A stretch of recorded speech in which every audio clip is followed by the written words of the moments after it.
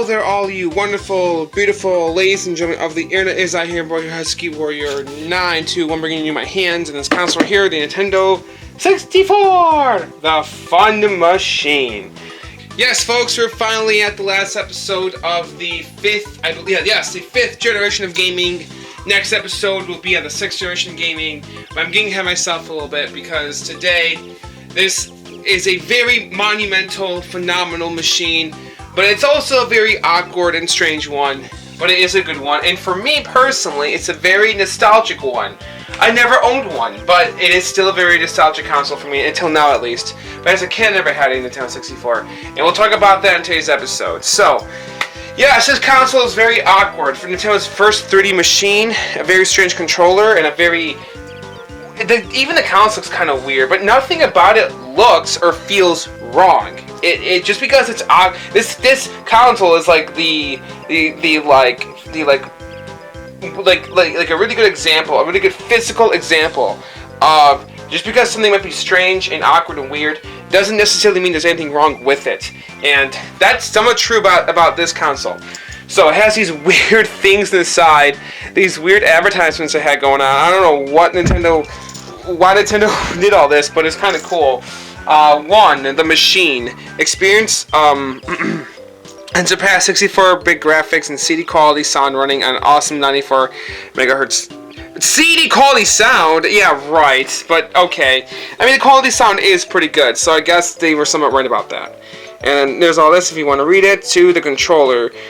Reach new levels of accuracy and play control with the design controller. 14 buttons. Alright, the games.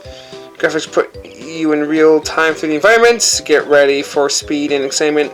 Now this array of perspectives, which is somewhat true for plug and play. Alright.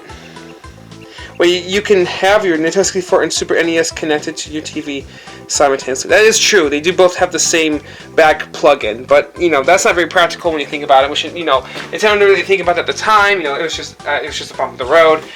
Really, should this machine had been utilized with the Super Nintendo? I think maybe that would have been really cool, but it really isn't. At the end of the day, there's no backwards compatibility or anything like that. But that would have been really cool if it was, if it had something like that. But yeah, this controller, the Nintendo 64 did a lot of really awesome, innovative things. This console, believe it or not, because of how much expansions and how much add-ons and things like that it has to it, this console right here is basically Nintendo's quote-unquote Sega machine, because Sega, they were really famous, infamous, notorious, whatever, kind of well known with their hardware business for always doing something. They always had an add-on for all their consoles. They always had something going on that was additional for the machines to enhance more of the experience.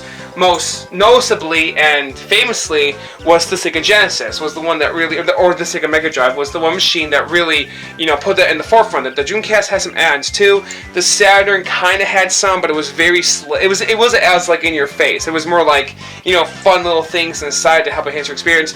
But the Genesis did it, and the Dreamcast has a lot too. But it's not as it's not like a whole new machine you attach to it. But this guy does have that. So yeah, actually no, the Dreamcast does have a whole new machine you can attach to it. But we'll get to that in the Dreamcast episode. But this is like I said, I say that with quotation marks because it's they follow the same practices Sega did with this console, but it's still Nintendo's own thing. And there are some things I do want to say before we open up this box.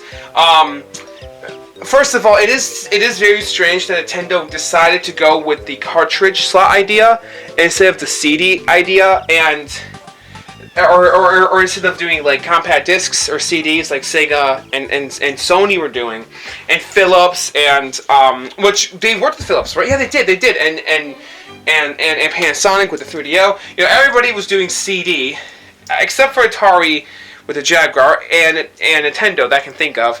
But we're not going to talk about the Atari Jaguar. That thing is just not worth mentioning right now. Well, I did mention it, but it's not worth getting into too much. This series is not about any other family except for Nintendo, Sega, Sony, and Microsoft. That's all this series is going to be about, which I made that very clear since episode 1 or so. But yeah, with that being said, let's look at the sides. Okay. So we have at the top here, and the Nintendo 64, the Fun Machine, which is something very strange about the advertising here. There's not any really like Nintendo characters except for Mario and Bowser up there. We have a new IP, Killer Instinct, which is actually Rareware's IP. But during the time, Nintendo and Rare were like Disney and Pixar. You know what I mean? They were very close. Whatever Rare made, it was on Nintendo's platforms. You know, so basically whatever Rare made was Nintendo's in a way. You know what I mean? But then we have a Stormtrooper over there, which is kind of strange. We have Star Wars, but I don't have Star Wars Episode 1 Pod Racer. One day I might get that game, but I don't have it right now. So there's that. Multi-purpose controller, 14-button controller. Yep, we already got into that. 14-button controller provides ideal layout for any type of game. Precision control.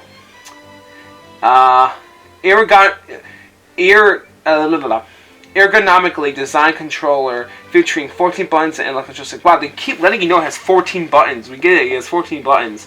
Save your moves. Optional N64 controller pack provides custom memory for each player.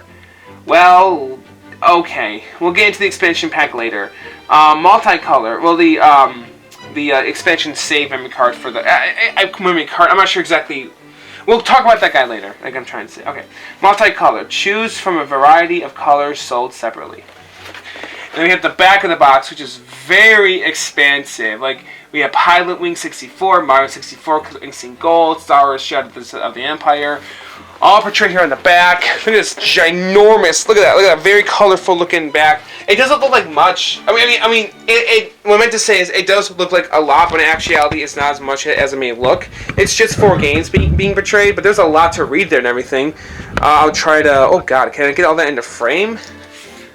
Oh boy. Okay, I'll just do it. Let me just zoom it out. I hope you guys can read all that.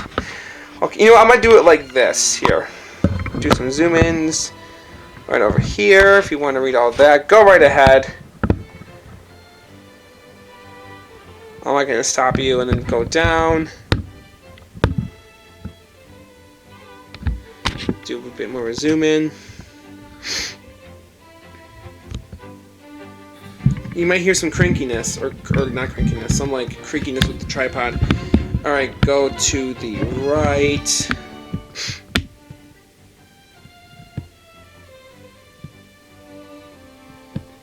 Yep. Go up. Oh boy. What does this say right here? It says right here, this one. It says, register serial number displayed a product through this window at point of sale. I'm guessing that's what that means. Yeah. Very, very cool. Oh, Cruis'n USA, a game I never heard of. Very cool. Oh, March 18th. Wow!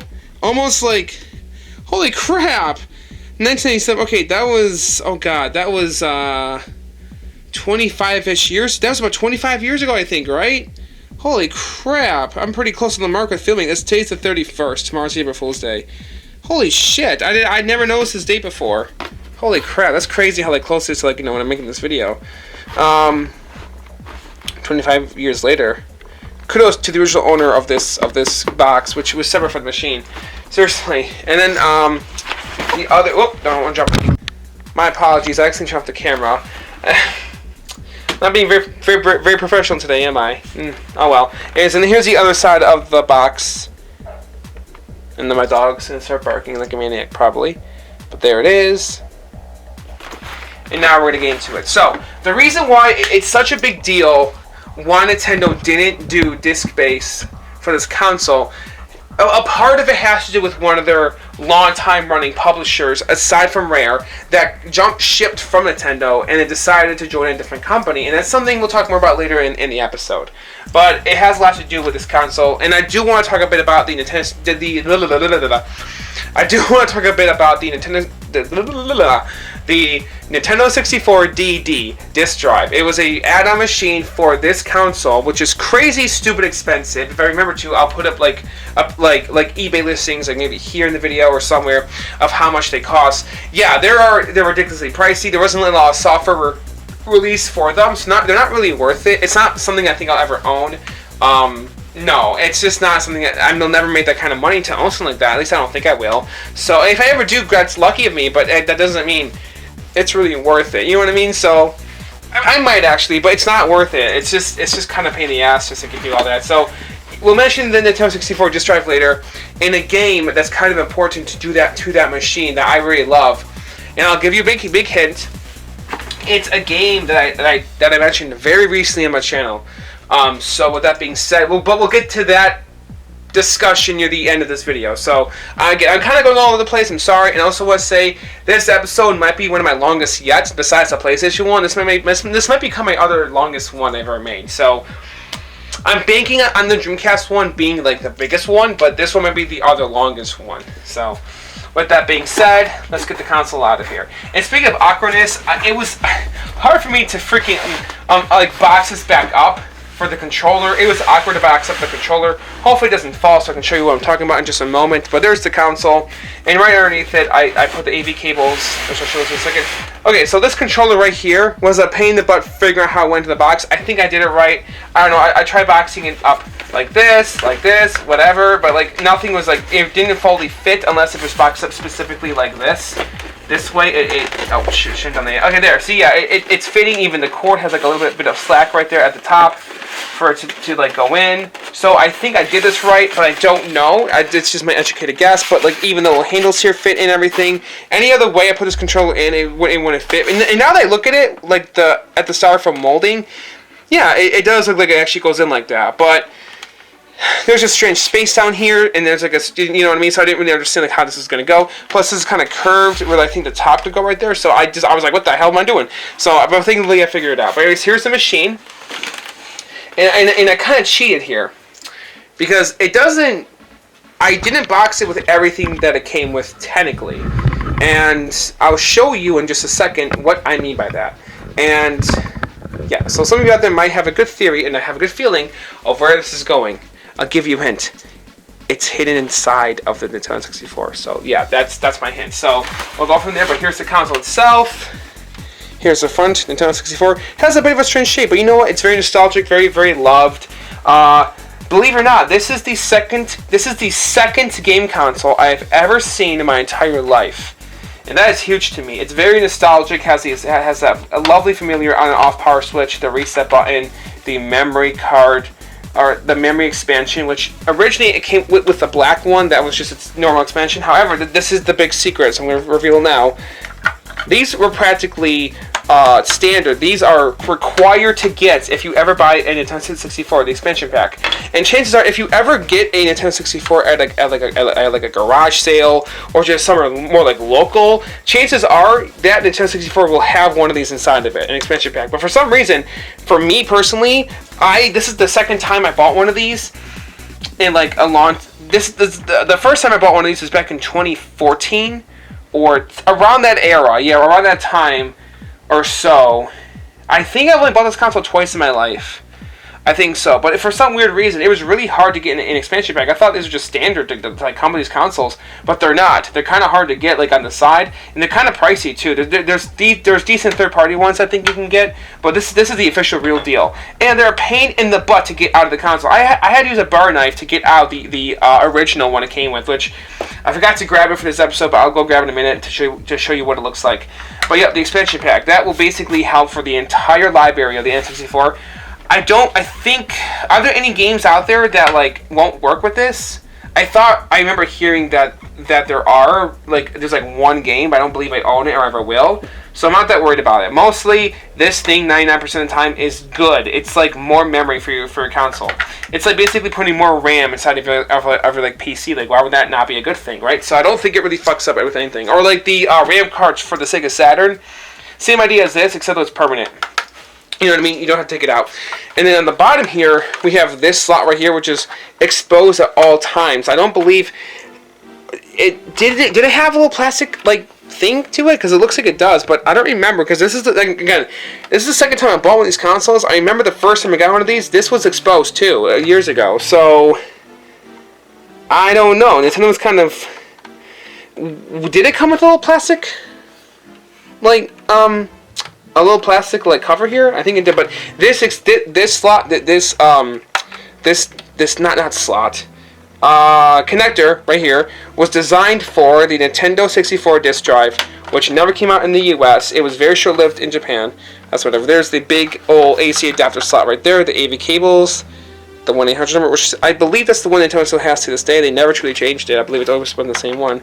Their logo, the cartridge slot where the game goes, and the 4 controller slots, which Nintendo did a really good job advertising this back in the day. This is a huge deal for this console, so that was awesome. Like, basically the first console ever to, like, do that, so kudos to Nintendo for doing that. This thing had potential to be truly revolutionary, and it really was, though, for, like, a time, with its games, but it could have been so much more. Like, it really could have been. But for what it is, I still love it. Like, don't get me wrong. I'm not, you know, sad or disappointed for what it is, but I'm just saying it could have been more. So if I back up the camera a bit, here we have your standard AV cables, which these are the exact same ones as the Super Nintendo and the GameCube. They all use the same exact one.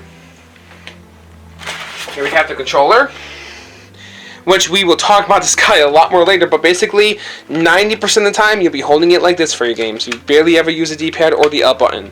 There's a Z button on the back there, and then there's this, which is important too for later on as well.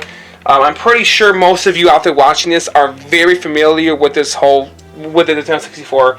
I'm pretty certain of it, but still, I'll explain things later on. Okay, so, and then here we have the AAC adapter, which, yes, this is how it looks. There's nothing nothing in the middle. You don't plug this part in. There's a cord at the end. It's just this big block that you plug into the back of your console, which I personally really like this a lot. This is kind of like a clever design. I really wish Nintendo just stuck to this for like the rest of their machines, but then if they did, the GameCube wouldn't have been as compact as it was. And what they did end up doing was actually really smart, because for the GameCube's power adapter and moving forward from that, they basically stuck to the same concept for the next 3 machines. For the GameCube, Wii, and Wii U, which we'll get to those later on. We will. But yep, there it is. Oh, no pun intended, because I was saying Wii, but whatever. Alright, so there's the box. There's the console. We'll move it out of the way. Alright. So, put the box over here for now. Alright, guys, so there are some things I want to say about the Nintendo 64. I love this console. I do. It's a very strange machine, but it is a very beloved one. It really is. It's from my generation, from my era. I was born in 1994, and this console came out in 1997. I remember at the time I was 4 or 5 years old, 98 or 99 or so, right around when the Dreamcast was like going to be released. This was that was back when this console was in its prime, was really 97, 98, 99. It really was. Even 2000 to an extent. A lot of really good games. I think Paper Mario and Majora's Mask both came out that year for this console, and Conker's Bad Fur Day. So those are 3 games right there that are revolutionary for this machine, or iconic for this machine, that came out that are a big deal. And that's a big part of why this console is so important, is because of its games. However, the games are also technically dated at the same time. It's really, like every game console ever, this is really one to be experienced for yourself, to know to like really embrace it. You have to play it. You can emulate it and get one of these controllers for the PC. That's fine too. There's nothing wrong with that. You can emulate it on your Switch, or do Switch Online and get one of these controllers, either the official Nintendo Switch ones, or get like an adapter like I did, because that's much cheaper and smarter. Or you could just, there's different ways to experience the Nintendo 64 without the original hardware. Like many Nintendo platformers or hardware and whatnot, right? But yeah, it just, man, like this console feels so at home being played on a CRT TV. It was designed for the 90s. It came out right at the end of the mid-90s, or right near it. Right in the middle of the mid-90s, no pun intended. But something really kind of dumb Nintendo did for this console, which as kids, we didn't really know this, or I didn't know this personally, it doesn't have RGB support, and that's kind of a big deal. What is RGB? RGB is basically pre-HDMI. Not real, like it is, but it isn't. Like, kind of, yes. It basically gives you more colors, more oomph, more video quality for your like game console. Every game console ever, pretty much, but before the HD era, has RGB implemented into it. RGB is a big deal. It wasn't really utilized here in America. I'm from Michigan. I'm from the United States, but over in Europe, and I think even to some of Japan and even maybe Canada. I don't know, but basically in North America, it wasn't really utilized at all. But it was still there as an option for people who would know about it, right? You know, it's not like it was completely, the information was completely gone for you to learn about. It was kind of obscure at the time. You know, granted, the norm, like forever, and throughout 1990 to like 1980 pretty much, or in the 80s to like 2005 or so, this was the norm. This right here was. So like Nintendo wasn't really thinking about that. You know, they weren't really thinking about RGB at the time. But yeah, that's a pretty big-ish deal. And remember, I don't know if I told you guys this, but the Sega Master System, a console that was released in 1984, 5-3 or so. I don't know. I remember what year it came out exactly. But Sega's first 8-bit machine had RGB output right out of the box. That is a big deal. That's like the GameCube or the PS2 having HDMI as an option right there for you. That's exactly what that's like. It is. It really is. So, and Sega's always done that. They've always thought ahead about video quality. It's not just the Master System. The Dreamcast did that too with its VGA output, but we'll get to that later. But for Nintendo, they didn't really care. I believe the NES and the Super Nintendo don't really utilize it either, but you can, and it is you know, practical. It works. It's awesome. It's great. But for this guy right here, it's got some. But there is a certain machine I almost forgot about, or not machine, a certain add-on, a very recent add-on. It's third party. It's not official. It's third party. That's super important for this console that I do want to talk about. Which I'll go grab me one of those in just a moment. That helps to keep it modernized in like today's world of gaming, that if you want to hook this up to a modern TV, this thing is super important to own, because these are not, no, if you want to play a Nintendo 64 on an original, if you can play it on an original tube CRT, you know, box TV, go right the heck ahead and get one of these. If you have like an older HDMI TV with AV input and it's like on a smaller screen, these are not a bad option either. Like I noticed if you play like any retro consoles on like small screened HD TVs, they look pretty good. They don't look that bad. I mean, they really do. So this isn't entirely like, you know, a bad idea for that, but for like a big fat 1080p 4K TV, you want something like this. Oh yes, this bad boy right here, the Eon Super 64. This device is super duper important. This isn't a review on the machine, but I think it's really worth mentioning it. It's relatively recent. It came out like a couple years ago, and if you want to get if you want to get yourself a Nintendo 64, if you do own one already, if you haven't, and if you want to hook up to your modern TV, buy yourself one of these. They're really important. They're on Amazon. They're they're under $200. I know that. And yeah, they have all these awesome features you can use. There's this down here which is called slick mode, and you want to leave it on because your games will look beautiful. If I can remember to, I will do like comparison shots of how Nintendo 64 games look compared to each other. But you know, that's a lot of editing and effort for me to get into one of these videos.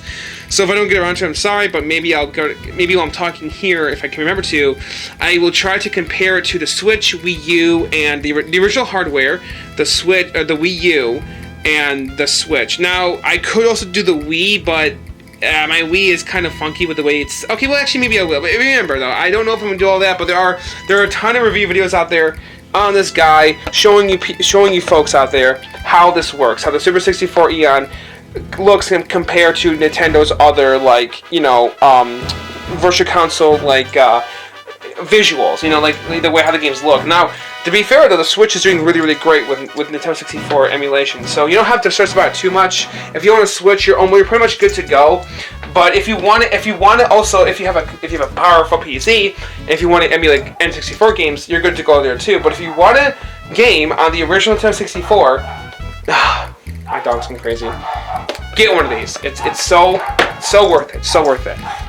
All right, sorry about that. And plus, I know I keep jumping around this episode a little bit because I'm already talking about third-party like add-ons. I haven't gotten to the official ones yet. But no, seriously, that machine is important. Sorry about my dogs. But I will say this though. BB! Stop it! Lucy, come on! Guys, enough! Alright. Sorry. So, oh my god, I'm gonna go lock them up because they're being crazy. So I will say this though about the Nintendo 64 and about this specifically, about all this fancy stuff. Yes, you can hook up to Smart TV and it'll look great, it'll look wonderful, it'll look beautiful, it'll look great. I mean, well, it'll look how it should look. It'll look expansive, it'll look awesome, but nothing to me compares truly to the experience of actually playing this on an original CRT TV. Yeah, I know that may sound kind of silly. It's like, but won't you want to hook it up to a modern television because it looks awesome? Well, yes, and that's important. But Nintendo really knew what they were doing, like, with this setup. Like, I think it's stupid that they didn't future-proof it with RGB support. I do think that's really ridiculous. This basically gives it RGB support built in. Like, this has it. But, you know, I was playing, like, Ocarina of Time in Mario 64, like, on my CRT, and there's just something about it that just felt right. It just felt, there's like a certain magic, there's like a certain appeal to it that just works, in my opinion. When you play in Nintendo 64 on an old tube TV, it just works, in my opinion. And for some reason, when you play like a Sega console on a modern TV, on like something more like ahead of its time, if it works, if it's right. I don't know what it is. Like, there's just something about it that just, because, you know what I mean, like I said, like, the developers, the people who made these machines, what they had in mind is truly what works best, in my opinion. So, with that being said, if Sega or Nintendo made a machine that was meant for its time or ahead of its time, if you truly utilize it for that mindset, it feels right. If that makes any sense, you get what I mean? Like I explained, like if you hook up a Dreamcast or modern TV to a modern television, it feels right. If you hook up a Nintendo 64 to an old TV, it feels right. Like, okay, so that's all I gotta say about it. But it's not just an N64. To me, I think all Nintendo hardware from NES, Super Nintendo, this one, and GameCube feel right at home with an old tube TV. But the GameCube's kind of like that weird, like, chain link where it's like it feels right playing it on an old TV or on a modern TV. It just because the GameCube kind of was modernized too, so that is pretty cool. So, anyways, let's talk about this this strange contraption, the Nintendo 64 controller. Isn't it quite revolutionary, folks? Look at it; it's beautiful. It's clunky. It's very comfortable. It's very comfortable, but it's designed so awkwardly. And like I said, you're gonna hold it like this ideally. You have your joypad, you have your start button, you have the D-pad, which this is modeled right off of a Super Nintendo's D-pad, which I didn't know that for the longest time, or Super Famicom's. L and R buttons, Z right back here, which most games you will use this button. By the way, oh my god. All right, ladies and gentlemen, let's move on to one of the most important, like, incremental things about the Nintendo 64, one of the most, like, valuable things about the console, the controller, the first 3D controller Nintendo's ever made. Ooh, cool, look at that, right? Not as maybe, versatile and as, like, easily accessible as, like, a PlayStation or original Xbox controller, which is ahead of its console's time with Xbox, but it's unique, for sure, just like the Saturns, and awkward, just like the Saturns, but it works well. So here we have on the left side, we have the left trigger and the D-pad, which you'll never use these. No, you'll never hold the console like, or you'll never hold it like this, but maybe like this you'll hold it, or even, but most of the time, trust me, you'll be holding it like this for your games. The controller, yeah. So you have the famous analog stick, which is kind of like, it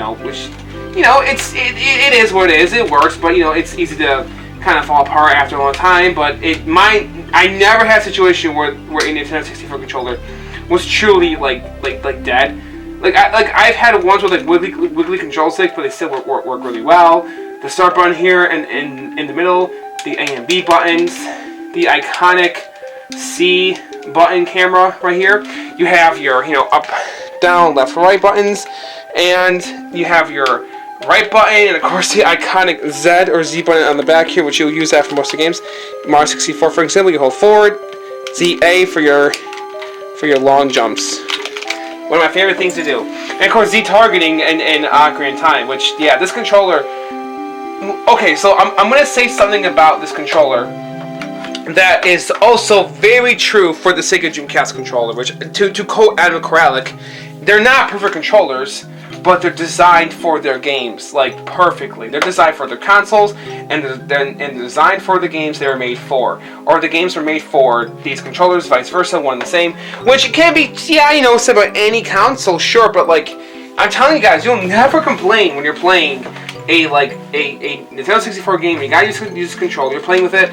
You're never gonna be like, oh, it's so weird. I wish it was different. No, it fits. You don't really think about it. It syncs. It just works, and that's something that I really love about this design philosophy and everything with these controllers.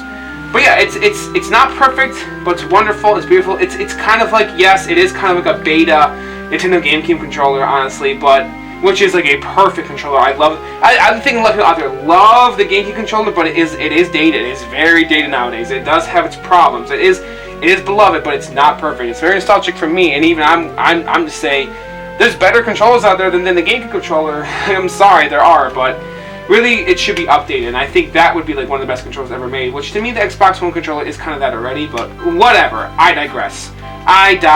The Xbox One controller is kind of like the Dreamcast and GameCube's like successor in a way. Like, it's like a Dreamcast controller and a GameCube controller upgraded into like one controller. It's the Xbox Ones, if you ask me, but that's kind of a cool way to like see it. But anyways, so yeah, this controller is not terrible. It's just it works for the games it was made for. It does, and of course, I mean, why wouldn't I? I own 4 of them. Actually, I own up to I own 6 of them. I technically own 6 of these controllers. Yeah, I own blue, red, green, and gray. I also own a black one, but I have to go grab it because I don't have it right now. So, and to go third party on you guys again, if this controller isn't your forte, if you want something that feels a little bit more modern, there's a solution for that. The Brawler 64 Gamepad. This thing is awesome. I love this controller. But I really don't use it for my original Nintendo 64. You can, but it's really, ideally it's made for modern gaming, right? So the console I actually use this for, believe it or not, ideally I use this for my Wii U and my Switch. I actually have like a little adapter that lets you plug Nintendo 64 controllers into Wii remotes. And I have a little like box adapter, USB plugged into your Switch, and then you plug this in, and there you go. It's by Mayflash. It's genius. I love it. Like, it's good stuff. But yeah, I was gonna wait till later to talk about this guy, but we're already here. So the Brawler 64 controller, here it is. It's pretty cool. It's pretty cool. It feels like the Switch Pro controller. I love it. It's ideal. This soft like circle pad right here, or joystick right here with the rubbery part on top. The D-pad feels so fluid for fighting games and whatnot. Which, again, what Nintendo 64 games don't really let you use this controller. Not even Fighters really do. At least I don't think they do. Right now, any friends, I don't know. I don't own Killer Instinct, so I don't know. But I just know ideally, this button, this D-pad and this button right here will barely ever be used. The L and R button, and then you have 2 Z buttons on the back right here, which is pretty cool. So yeah, it works. It's wonderful. Chef's kiss to this controller. It's a great controller. I absolutely love this controller. It is awesome. I recommend it. Go get one of these and go get yourself one of these if you can. They are like beautiful extensions and add-ons to your Nintendo 64 library, console, machine, experience, whatever. They're worth it. These 2 things are worth it. Whether you're playing on the original hardware or well, this won't work for the Switch. This does plug into this could plug into a Super Nintendo or like a GameCube, but you really don't need to use this for those machines. This is really ideally designed for a Nintendo 64. These both are. So get them if you can, if you want to enhance your Nintendo 64 experience. They're so worth it. And if you want to decrease your Nintendo 64 experience, here is the jumper pack, the built-in expansion, the built-in memory pack that came with the Nintendo 64. Nothing too special to write home about or anything like that. I was going to tell you guys, I'm going to show it off. Here it is. It basically came with the console. You really, if you replace this with your expansion pack, you can just toss it out. I don't think you ever need to like swap it out for any game. But something's telling me, there's something in the back of my mind that's kind of reminding me there is a game out there, I think, that does require you to remove the expansion pack for that guy. So I don't know what game that is. I don't know if I ever owned it, but I don't know. I don't know if that's a real thing or not. Maybe I'm just remembering something wrong. I hope that's the case, because that would be so weird, right? Like, why would anybody want to do that? So, but yeah, It is what it is. It is what it is. So, I think I've gone on long enough about the history. Oh, you know I haven't yet. There's a couple more things I want to talk about. This thing right here is super important as well to the Nintendo 64. And give me 1 second because I'm about to talk about it. But there's something else I don't have here with me that I need to go grab as well. That's also important. I'm trying to see if it's in any of my controllers. Oh wait, there is. Oh, that's right. That's right. I remember now. It might be somewhere else. Okay. Give me 1 minute, guys. I'll be right back. All right, folks. Time to talk about what the heck happened to my Why I turned to a controller? What? Yeah, this is my other black.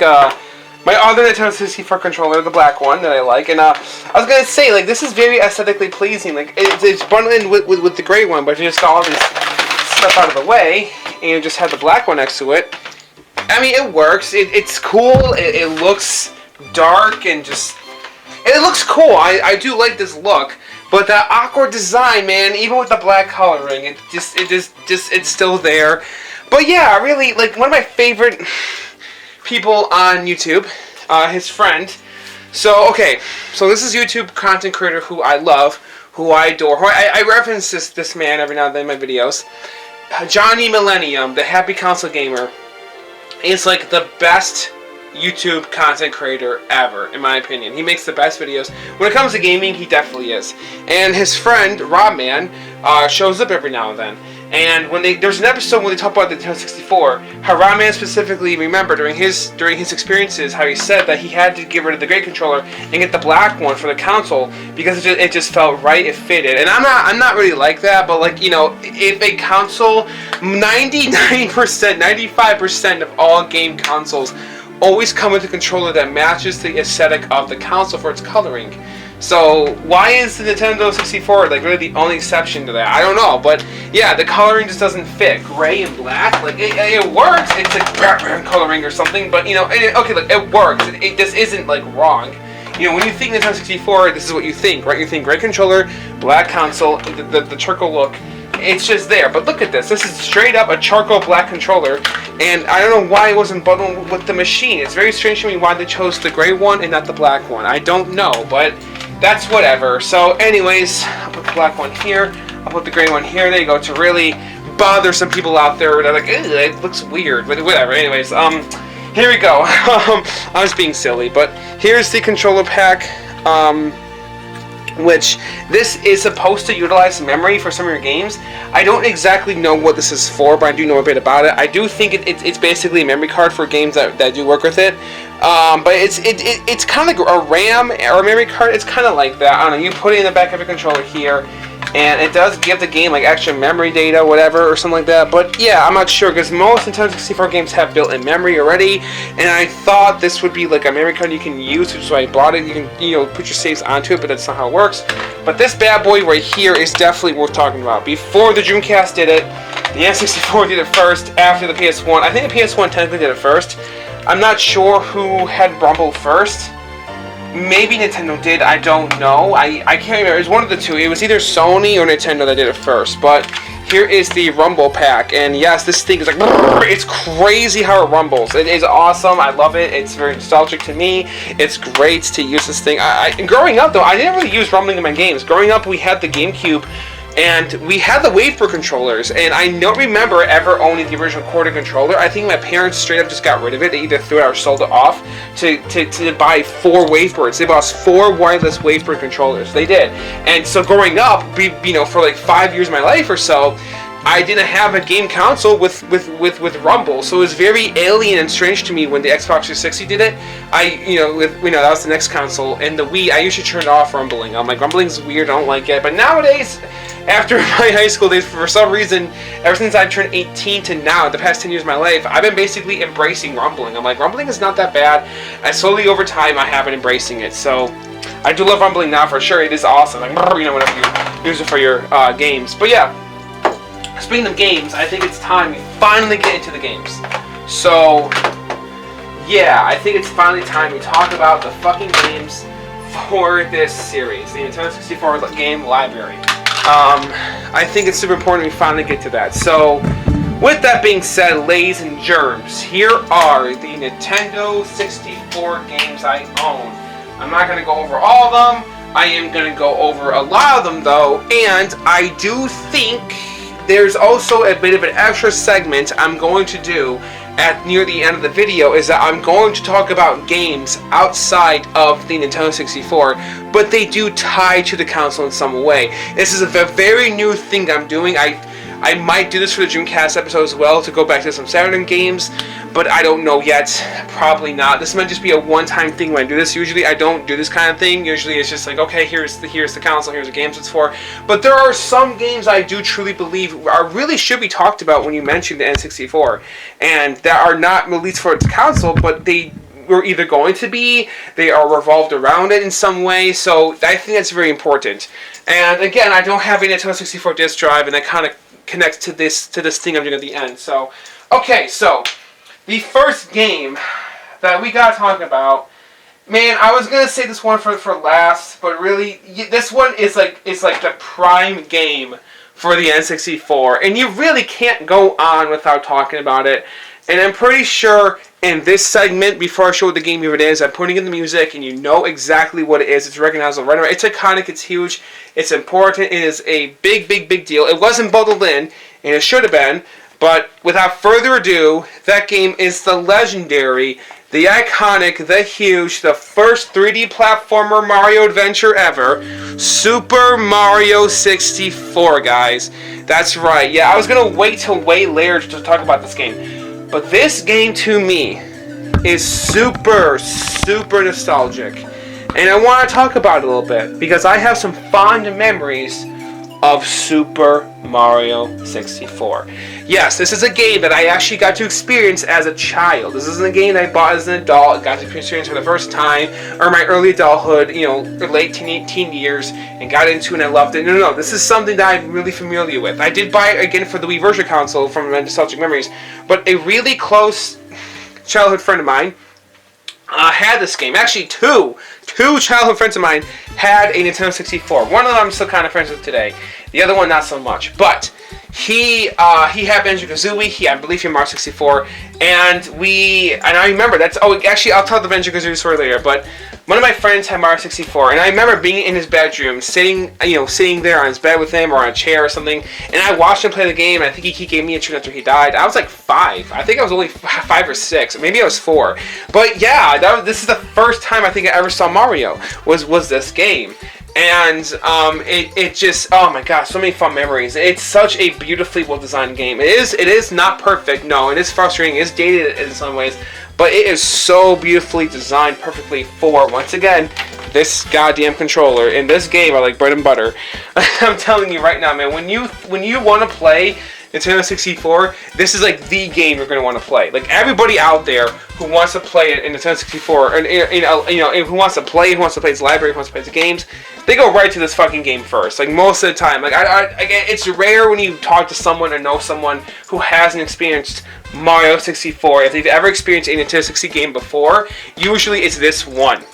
Usually, like 95% of people out there, I believe, I want to say somewhere in the 90s, who have experienced it in N64 more than likely played this game. They did. And there's a little Mario game that's super important that came out the same year as this one that I want to talk about. But we'll get to that one near the end. It wasn't released for the Nintendo 64 though. It was released for something else, and we'll talk about the game later. But yeah, man, I mean, I have so many fun memories of this game, and I never got too far in it. I still haven't beaten it yet. I have beaten Sunshine, but I haven't beaten Galaxy, and I beaten Sunshine and Odyssey. If we're talking just 3D Mario, or Mario games in general, I've only beaten three Mario games. Technically two and a half. Let me explain. Mario Sunshine I beat just a couple years ago for the first time, but the first Super Mario game I ever truly got to the end of was Super Mario 3D World. But it wasn't me who technically did all the work. My friends played it for me. Now, I didn't make them. I had the game in college, in my dorm at the time. And I had a Wii U, and that's one game I had. Now, my roommate and our friends played the heck out of the game while I was busy doing other things. I was playing something else, working on something else, doing something else for college. But I did play with them occasionally. And then when we got to the final boss, I played it with them and we finished the game all together. Then the next game I finished was Super Mario Odyssey, and then Mario Sunshine.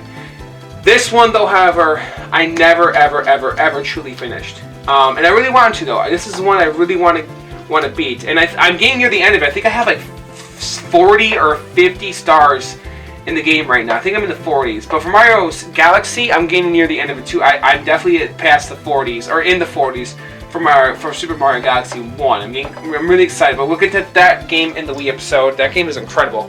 But this game is fun. It is. Now remember, no matter how great and awesome a game might be, even a Super Mario title, no game is perfect. People out there will tell this game is loved and gushed, and there's like 10,000 game reviews on the internet of this game, millions, and a ton of really interesting theory videos about how creepy. I never thought about how creepy this game is. Apparently this game is considered creepy, and there are a ton of videos about that. How about like how the game is like, you're like alone in the game, there's nobody truly there, except that it's like Luigi is secretly watching you the whole time, but not like in a creepy way though. I don't think Luigi is watching Mario in like a creepy way.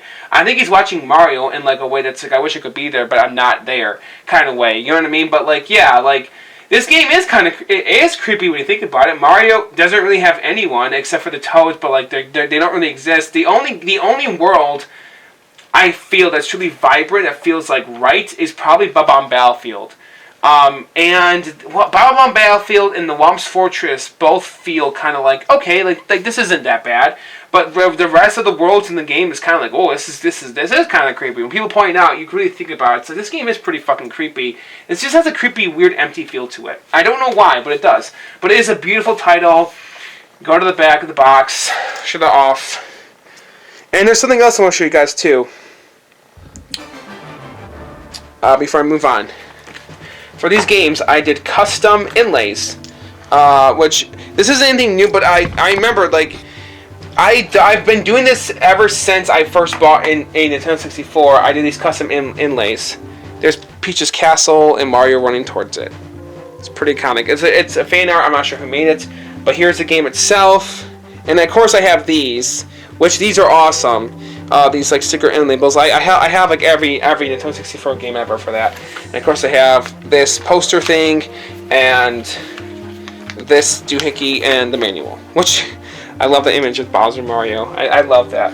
It's like it's kind of like there's this picture of him running from Bowser. Bowser finally gets him. It's kind of funny how that connects like that weirdly. That is pretty funny. I'm not sure if that was intentional or not, but I really like that. But yeah, man, this cartridge, this game, nostalgic. So gosh darn nostalgic. I think I'll just leave it like that for the rest of the episode. All right then, moving on to the next game. All right then. Just close this up really quickly. Also, can I just say that the file select music is weirdly beautifully nostalgic to me. I don't know why, but I remember when I remember hearing that song kind of quote unquote for the first time in like a Newgrounds video, and I recognized, I'm like, oh, that music sounds so familiar from Mario. And if you don't know what Newgrounds is, I'm really showing my age, but Newgrounds is basically a website where like a bunch of different like animators and content creators came together and uploaded like stuff they made on the internet. Nothing like that, it wasn't anything on film or like live action. And like 90% of it was like animation. It was animation in different art forms. Was what Newgrounds was, and there was all different kinds, to like eat to everyone, to like pornography, to like adult animation. It was like all over the place. And Newgrounds is very legendary. It's still around today. It was basically pre-YouTube, and it basically helped spawn YouTube into what it is now. A little, kind of, but not really. It's just its own thing. But yeah, I remember discovering Newgrounds when I was really young, and yeah, all that good stuff. So I'm just really mentioning that. Okay, so another huge game on the Nintendo 64 is another really big important one, and so it's another 3D platformer. I briefly mentioned it just a bit ago to give it away, and it's a very iconic musically themed game with these wonderful cartoony characters by the geniuses at Rareware. We have the one, the only, well, not the only, because there's 3 of these games or so, the one, the only, the beloved Banjo-Kazooie. Dun, dun, dun, dun, dun, dun. This game is amazing, and I love it. And I'm so blessed that I'm one of the few individuals out there to actually know this game existed before it blew up on the internet. Like, back then, this game I feel like was kind of like one of those games that was popular, but not like very popular. If you know what I mean, like it was definitely known and remembered, but it wasn't like within the mainstream. You know what I mean? It's kind of like a game that was like on the brink of being like an obscure title for the N64, but it's not, because it's a game made for it and it's really well remembered. And I remember my dear friend Andy had this game when I was young, and I remember watching him play it on his N64 and I played it, and I was so enthralled. Most of the N64 to me feels like, this is going to sound weird to you guys out there, but let me explain, okay? So, I grew up with the Xbox 360 in my middle school years to high school years mostly. And now that I'm experiencing the N64 truly in depth for the first time in my life within the past year or 2 years or so now, this console kind of feels like a like a bit of a precursor to the Xbox library, which sounds strange maybe, but like most Xbox and Xbox 360 games, like and I'm not just talking like games that Rare made, but I mean like Halo and mostly Halo and like Fable even, and like they just have this weird vibe to them that's similar to like what the N64 was doing with its library. I don't know, like there's like a bit of like a weird connection to me to the N64 and the Xbox. Nothing like, you know, official obviously, except for the fact that Rare worked on both machines. Aside from that, no, I know like Microsoft, it's their own console. Nintendo didn't make it. That's not. It's something like that. That's not what I'm saying. I'm just saying there's like this feeling, this like feeling of connection to me personally to those two machines. They feel very at homey to me. They're just like, you know, because both consoles have like a mass library of games with like these expansive worlds you can just go and have fun and just explore. That's basically kind of why I think I like them so much. They're just so easy to get into for me. You know, with their lush, beautiful like worlds and everything, designed for the Rumble Pack. Where it says it says it right there. Yep, and wonderful, beautiful game. There's the back of it. All right, if you want to read all that, action and puzzles and bears. Oh my. I love it. I love it. Oh my god, this game oozes with personality. And I'm trying to 100% it as I play through it. So I think I 100%ed Mumbo's Mountain, Treasure Trove Cove, and the Swamp one. Right? No. The Clunker, is that Clunker? The giant robot fish guy. I forgot his name. But yeah, those 3 areas so far. I'm currently doing the Swamp one. There's the game. I know I gotta open up all of these because I gotta show you my beautiful. Oh yeah, most Nintendo 64 games weirdly came with like this kind of like manual with like no picture on it, just with like I thought this was when I first saw these, I thought these were reproductions, but these are official. And I remember back in the day when I collected Nintendo 64 games, I don't remember the manuals looking like this. But to be fair, back then I didn't really collect the manuals. This is like a new thing I'm doing. So yeah, I'm trying to get all the manuals for these games. But no, this is official. This is the official Banjo-Kazooie manual. For some reason, it just looks like this. I don't know. But here is the inside of it. As you can be able to tell as I continue with this video, what's going to be obvious is that most games I'm showing you are designed either by Nintendo or Rareware, which is, yeah, I mean, that's to be expected when it comes to Nintendo 64. You can't mention Nintendo 64 without talking about Rareware. They're a big part of what made this console so fucking awesome and just straight up important. They really are. Okay, next up, I'm going to talk about the next Banjo title, Banjo-Tooie. I don't have much experience with this game, but it is awesome, and I do really like it. I think it's somewhat better than the first one, but I love the first one so much that I haven't really gotten into this one quite yet. But wow, it is a cool game. And oh, we're going to talk about this later in the video. Again, I'm doing some things I don't normally do for these episodes in this one. So some aside things that you'll see for later on. But yep, here's the back of the box if you want to read that. Good old Banjo-Tooie. What's such a beautiful, golden, delicious game. All these games are very golden-y delicious. Like that's, I know that's a weird compliment to say, but that's just how they feel. They feel very like just pure goldy good. Like they just really, really do. All right, and then here's the inside. I have a really interesting picture this time around. There's the game cartridge itself, which I think is a reproduction. I don't know. I think it might be. Speaking of which, someone out there has recently been reproducing N64 games for $30, which kudos to them. I have nothing against reproductions. I'm not sure if everyone out there feels the same way. I have nothing against it as long as it's known it's a reproduction. But I feel like in today's day and like today's time with retro gaming, reproduction cartridges should be 100% accepted, or CDs or whatever, because retro games are getting more and more expensive. I'm okay with fans reproducing official games. I wish Nintendo did this themselves. They should just reproduce these games physically. That'd be crazy if they did it, but I feel like maybe they should. But I'm all for it. You know what I mean? If it helps with games, his price is going down in price, do it. You know what I mean? Like, seriously. And there's Banjo-Tooie. And yeah, I know the artwork may not look the best, but it does explain the game very well for you, like, what it's about, the stop and swap system and the eggs. So I just found this picture, but I don't know. I think it works. I mean, I try to find images that definitely define what the game was about. You know what I mean? Whenever I look. So yeah, I mean, like, that works, right? And you've got Spiral Mountain for Banjo-Kazooie, so that works too. It's not really about Spiral Mountain, but that is a big iconic or something that's iconic to the game. You know what I mean? Or like to the story, like Peach's Castle, Spiral Mountain, and you got Stop and Swap eggs in there.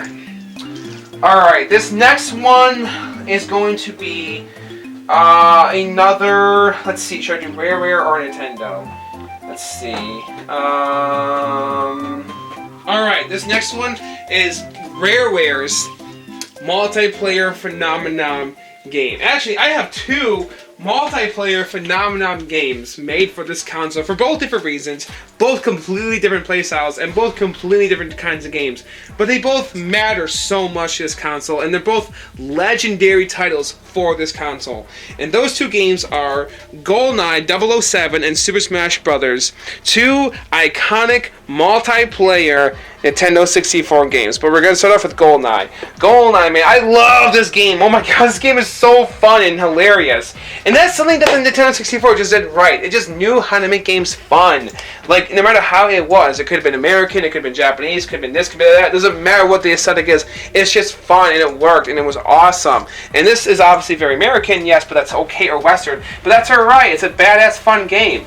And people love it, and including me. And, you know, and my fiance, she says she's very nostalgic for this game. I might get her on camera again today. I don't know, or later when. No, okay, well, not today, but, like, you know what I mean, in this episode. So, yeah, definitely, maybe. If, there's time for it. But there's GoldenEye 007 in the back, on the front, and I don't remember what I put in for the inlay picture. I think I just put in like a generic image from the fan art image from the game. There's, again, like, it's mostly Rare games that, like, did this for some reason. But there's the manual, there's the game. I think I own one other, though, that isn't made by Rare that did the same thing. So, and there's the inlay. Beautiful, beautiful. Look at that. It's a hilariously awesome game, especially in multiplayer. Plus, I think the game did some cool, like, visuals that were, like, ahead of its time that you can, like, utilize with, like, the M Classic. If I'm remembering it right, I don't know. But that is pretty cool, though. Or not the M Classic. Well, yeah, the M Classic, the M Classic. That thing is awesome. Get one of those, too, if you're going to get a Super 64. That's what I'm going to say, the Super 64. Alright, next up, obviously, is the phenomenal, iconic Super Smash Bros. The first Battle All-Star Mario, or Nintendo game. The first All-Star Battle Nintendo game ever, dude. This game is awesome. Super Smash Bros. Biff, Zap, duke it out as your favorite Nintendo characters. This game is great. I love it to death. I love Super Smash Bros. It is a great, great, great game. It really is. But it's very dated. It's the first of its kind. You know, obviously I wouldn't consider Melee to be the best one anymore, but it's still pretty good compared to this one. And I still go back to this game. Don't get me wrong. I still play it. I still love it. I still enjoy it. But it's, you know, it's dated. It's the original Super Smash Bros. Plus, it's kind of hard to like everybody. It's a bumpin', bruising, brawling bash. I love all the B's back there. Oh, brawling. Would you look at that? Obviously, this game is famous for keeping NES around, or like the Mother Series relevant, you know, here in North America, which is something I'll always be thankful for, don't get me wrong. But yeah, if it wasn't for this game, people wouldn't, I don't know if people would even really bother to check out Mother as much as they have today. I mean, those games are great enough on their own. So, but yeah, you know, you got Donkey Kong, Mario, Link, Yoshi, Pikachu, Jigglypuff, Kirby, Luigi, Ness, and Captain Falcon. I think that's it, right? I think that's the whole roster. Oh, fuck, and Samus. I think I forgot Samus. Which, yeah, that's another thing. This game also was, like, the first time we ever saw Samus in 3D. That was pretty important, too. So, yeah, that was pretty cool as well. But yeah, it's good old Super Smash. And there she is. She's like, oh shit! She's slipping at something. But she got hit by Fox. Fox is a fucking bastard in this game. Like, seriously, he is. But good old Super Smash Bros. I love, love, love Smash Brothers. Alright, speaking of foxes, I think next up we should talk about... Okay, you know what? I was going to wait till later to talk about this one, but I think now might be an okay time to talk about it. Good old Star Fox 64. I think, yep, it included the Romo Pack. I was going to say, is it expansion pack or card? No, but this game is awesome. It's really, really cool. I think it's just a remake of the original Star Fox on Super Nintendo, but it's a really, really cool game. There's all that awesome nostalgic on the back if you want to look at that really quick for this game. I never saw this game as a kid. I remember somebody, somebody in my pre-teen/teenage years who was friends with him for many years, who I felt out of because he was kind of a bastard, had this game and he loved it. His name was Ryan. I remember him showing me this game, and that was the first time I ever experienced it. But yeah, awesome, awesome, awesome game. Man, I keep talking about people who I used to be friends with and not friends with anymore. It's kind of fucking depressing, but it is true though, so it is what it is. Oh, what's this? Oh, I got the Player's Choice version. Look at that. Star Fox 64. Cool.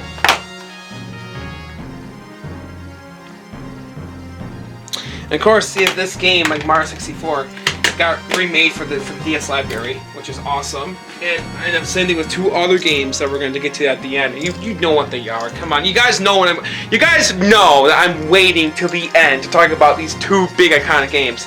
You guys know it. Like, come on, there's no way I would do that now. Like, come on. So that being said, next up's going to be Paper Mario, the original Paper Mario. Thinner Mario, Bigger Adventure. This game is really fucking cool, but I don't like it as much as Thousand Year Door, which is a great game. I've been playing Thousand Year Door for the first time, but I really want to beat this one first. Don't get me wrong, I still love this game. It's charming, it's cute, it's iconic, and it was the original sequel to another game that I think maybe now is a good time to talk about this game. I was going to wait to the end of the episode to do this, but now that I'm bringing up Paper Mario and talking about Mario 64, and I talked about the whole disk drive thing with this console, maybe now is a good time to talk about this title briefly. I really want to. Well, you know what? Actually, fuck it, or screw it, forget it. I will wait till later because I really should wait to the end to talk about these games. Oh man, should I? Well, anyways, Paper Mario is great. I love its aesthetic, its feeling, its colors. This is probably my most played Nintendo 64 game right now because I am trying to get through it till like the very end, and I really like it. It is a well-designed game, and I'm really happy that it kept getting re-released on the Wii U, and now even on the Switch. But I really want a Thousand Year Door remake it or re-release. I really wish Nintendo would just straight up release GameCube games more often. I'm happy with the games that did get re-released, but the Switch just needs them like ported. Like seriously, it just needs to happen. I'm hoping it finally does happen this time. It was supposed to happen with the Wii U. And for some reason, okay, it was supposed to happen with the Wii U. I'm pretty sure it was going to, but for some reason Nintendo just said no. But whatever, there's Go Paper Mario. And of course the inside of it with the game cartridge, which is a repro, but whatever. And there's the top. You can tell if it's a repro or not by the way it feels usually, if you know what I mean. And then there's the inside, which I believe the shot is at the end of the game. I think so. It's just fan out of that. With all the party members. Yeah, that's Goombario and then Bombette, I think her name is. I forgot his name. I'm not sure if I met him yet. And the Boo you can meet later on. But yeah, is her name Bombette? I think I'm just guessing. But yeah, you know, I just met her. That's where I am in the game, the Bomb character. Okay. Oh man, this is an iconic one for sure. Another Rareware title, and it's a racer. Kind of giving away. Diddy Kong Racing! A wild riding adventure. This game is awesome. I love Diddy Kong Racing. It's really good. It's got a really awesome 3D like field and world. It's got, you know, an expensive amount of characters. This is, I think, Conker's first appearance, right? And I love how this game has like a toy line attached to it, which I do own the Banjo-Kazooie toy, or the Banjo toy. Somebody actually gave it to me a very long time ago. I think I had his car too, but his car, I lost it, I think. Yeah, I did. I think I had his car, right? Did I have his car, or did I just have the figure? I don't remember. I can't remember. It was a very long time ago. But this old YouTuber, I'll never forget, his name was Anders TMNT. if you're out there watching this, I hope you're doing well today, man. And I'm sorry that things got awkward with that, but yeah, he gave me the figure, and he said his brother was really mad about it, but it's whatever. I'm hoping he's doing well, though. He made some really awesome, like, toy, like, story videos, like stop motion, like Sonic Toast made. But I really miss that guy. I hope he's doing well today if he's still around. So yeah, anyways, here to Diddy Kong Racing. Here it is. Great game. Great game. One I need to play more of as well. Technically, that's not a Nintendo game. It's Rare. But Rare should... I wish Nintendo could release it. They should put this game on Switch Online. Hopefully they do that soon. They did with Banjo-Kazooie, and I found this beautiful fan art of all the characters together hanging out. Of course, Conker's getting drunk, and I love that. Apparently, this guy went to jail.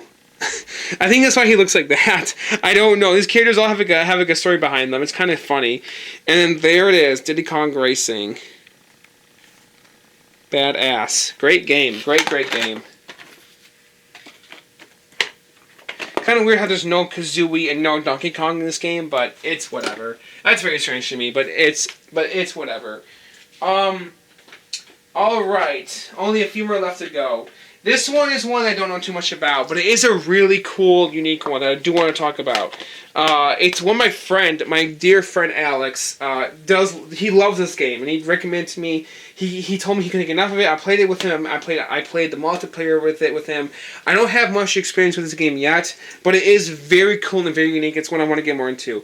Hybrid Heaven. He loves this game. He got this for my birthday, I think. No, he got it for me for Christmas last year. He did, and I'm really thankful he did that because this game is basically a scrapped, it's like scrapped content and ideas that they were going to use for Metal Gear Solid. This is going to be Metal Gear Solid, but instead it became this. Kind of. As you can tell, it's made by Konami, but there's no Hideo Kojima. So with that being said, it was made by a completely different team. But I think but like I said, it was kind of like a Metal Gear Solid type deal, but then it became its own thing.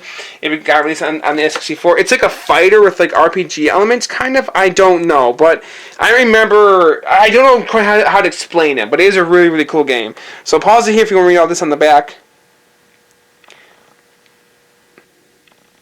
Alright, moving on. I'm going to show you the game. I got the manual right here. Unfortunately, I completely forgot I didn't do a cool custom cover yet. Sorry about that, Alex. I'll get around to that as soon as I can, because I completely forgot to do that. I thought I already did it, but I guess I didn't do it yet. I got to play you more, and I definitely will. And of course, here's the manual. Oh! That's cool. You got a nice drawing of the N64 controller right in the beginning, and the console itself right there. I always love seeing like images of the control and the console manuals. I don't know why, but it's kind of cool to me whenever I see it. Very cool stuff. So here's an idea of how the game kind of works. If you want to read that really quick, I know it's silly. I'm like, oh, what are you doing? Show me the mail. I want to see the game. Well, it's whatever. So this, yeah. There's like a menu. You select your next action. It's kind of like a turn-based fighter. That's basically what this game kind of is. It's really unique how it's designed like that. But yeah, it's cool, and I really want to play more of it later. It was really cool from what I can remember. But yeah, good stuff. Really good stuff. All right, next up, we're going to talk about another. Every game left I have are iconic games for the console. I'll tell you that right now. So next up, we're going to talk about F-Zero X. This one's not too iconic. I think I'll go to least important to debatably most important, or most beloved. That's legendary, whatever you want to say. Legendary, no pun intended. But the last two games we talk about are legendary, so that should be a dead giveaway of what they're going to be. And you guys, it's pretty obvious what they're going to be. But yeah, F-Zero X, a high-speed art race across the galaxy. Pretty cool game. Another F-Zero game I have, it's alright. I do like it. Don't get me wrong, I do like it. But when it comes to F-Zero, the only one I really want to play is GX, which I do own that finally. But this game is cool. I did play it. I do like it. It's a good racer. It's more, but I didn't play it with anybody yet. It's better probably, yeah, for players. But definitely better playing it with people, in my opinion. But here's the back of it, if you want me to read all that. Alright, and then we got the inside of it with the... Oh, I didn't do it... Oh, shit. Well, don't feel out. Hybrid Heaven doesn't have a manual or nothing. It's just the cartridge. Which, oh yeah, I forgot. I did that from my Super Nintendo games. I'm sure that in that episode. Alright, next up, this one is a very important one for the console, and I think it's the only Nintendo 64 game I own with its original box. It looks like it is. And it's second to last rare game I'm going to talk about. And that game is a really amazing shooter that they made, Perfect Dark. This game is fucking awesome and legendary. I love this game. Seriously, making this episode is making me want to go right now and play these games, like today. Like, the thing is that, with me being an adult with kids and all this stuff going on, I never have time to really get into these games and play them. And plus, I have other games in my library I have to get into as well. So, but I definitely want to play more for Perfect Dark, Hybrid Heaven, and like Paper Mario. Banjo-Kazooie, which I have been, but there's more I want to play more of as well. So this is definitely one of them, Perfect Dark. I think I only got past level 1 so far. Still a great game though, don't get me wrong.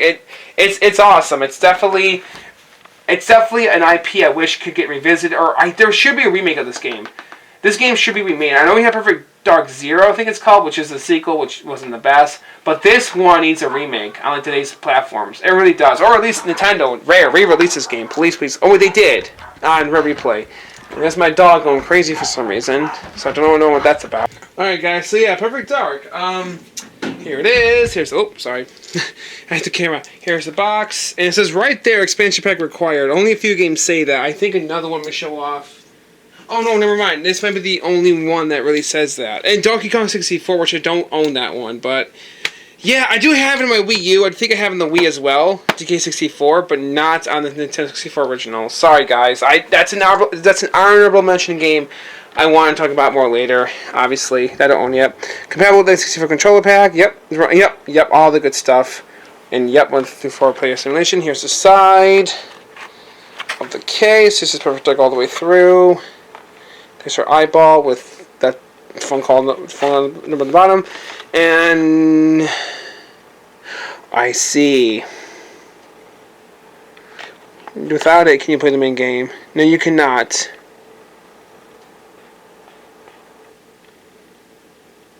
You can still do some things without it, looks like. That's pretty interesting. 35%, 100%. That's pretty cool.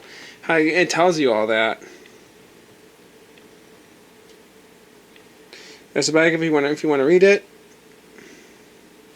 And then, of course, if you want to see the game itself and everything, the manual, here it is with its label I did. I think this cartridge is another... wait, no, that can't be right. Is this a repro? Or is this official? It feels like a repro, so I can't really tell. But there's the manual.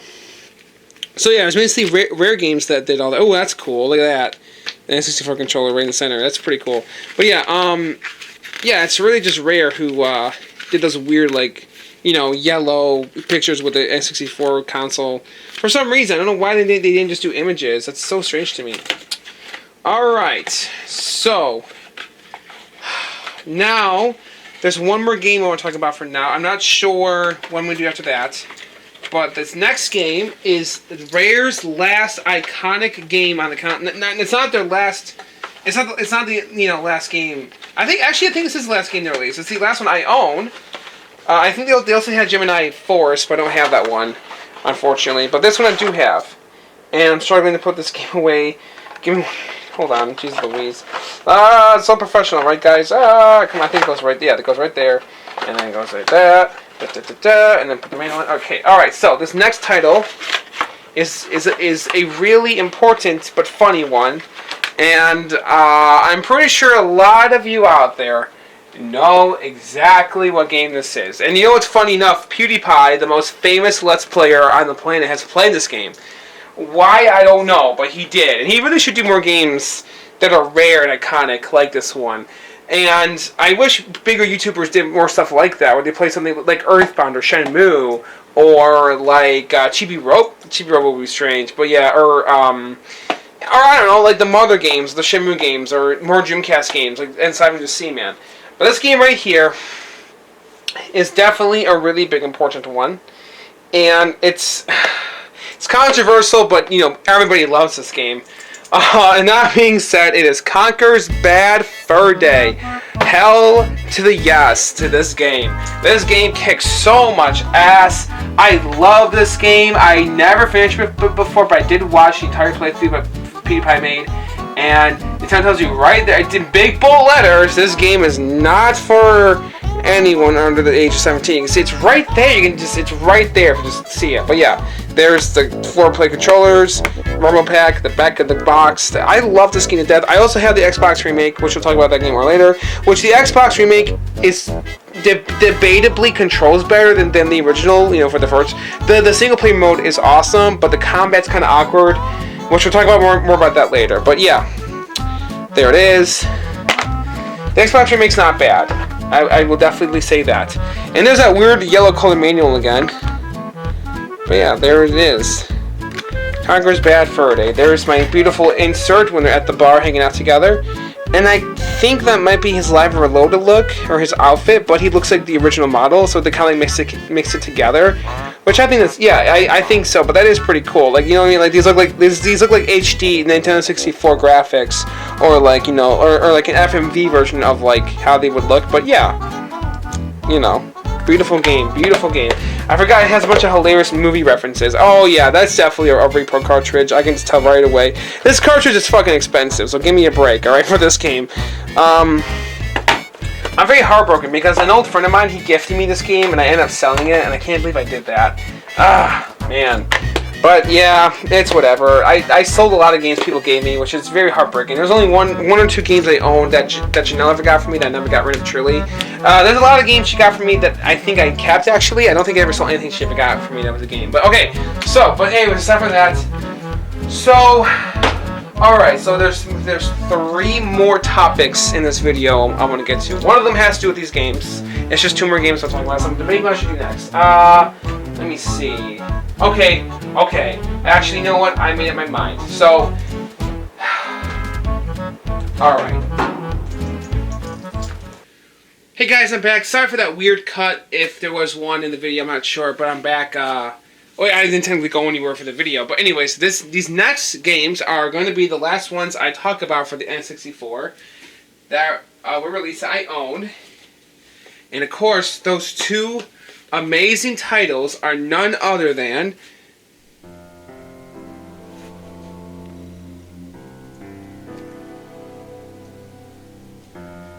yes, of course, the 2 Zelda games. The Legend of Zelda Ocarina of Time and The Legend of Zelda Majora's Mask. Aha, that's the game I think I was thinking of.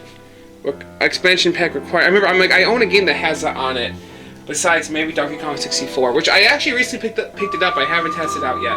But that game is going to be an honorable mention. I have some honorable mentions like Donkey Kong 64, Space Station Silicon Valley, which is a game I haven't played much of yet, but I do want to check it out. Space Station Silicon Valley, and Gemini. What is it? Gemini Jet Force, I think it is the other rare one, and you know, those are 3 that come to mind. But right now, I just want to talk about these 2 juggernaut games that are beautifully well crafted, beautifully well made, and beautifully experienced. They do feel right on the Nintendo 64. They do feel at home, and they've been really growing on me. They really are beautiful titles for the console. Like, these are 2 of the best games in the Zelda series, in my opinion. And they're not the best, maybe, but they're 2 of the greatest. And if you want to like start somewhere for Zelda and you don't know like what your first Zelda game should be, Ocarina of Time is not a bad start. It's really not. It really maybe shouldn't. It shouldn't be your first Zelda game because it's kind of confusing. Like, it can be any. Like, I made a whole video about this called Where to Start for Zelda, so yeah, I think I did make that episode actually. I can't remember if I did Zelda again or not, but I think I did. And in that episode, I believe I mentioned that. I said, you know, you can start anywhere with Zelda. It's like Mario. You can start with any game and you're not wrong to start.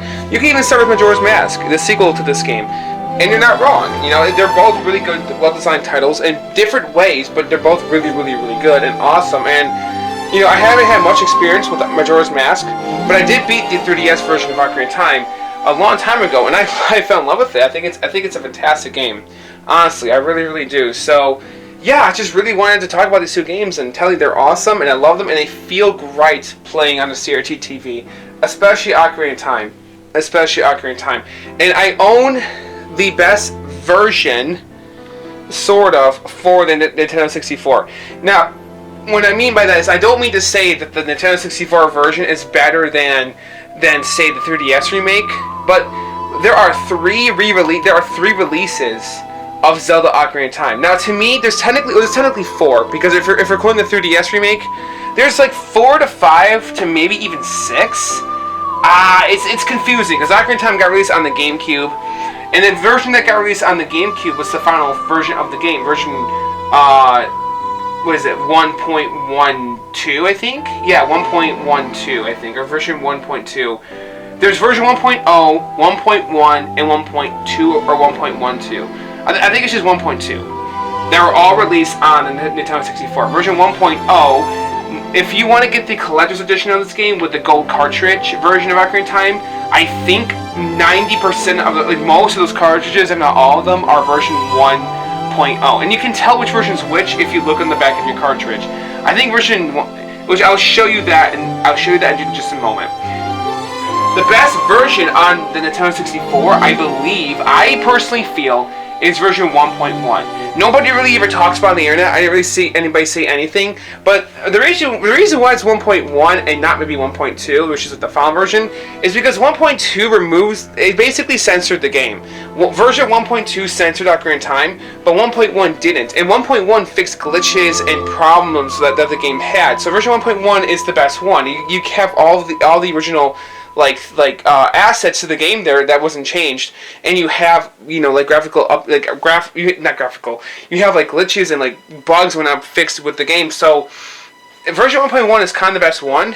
I mean, you could mess around with version 1.0, I believe. So really, you're not wrong. Like Ocarina of Time is the same game all across all 3 of them.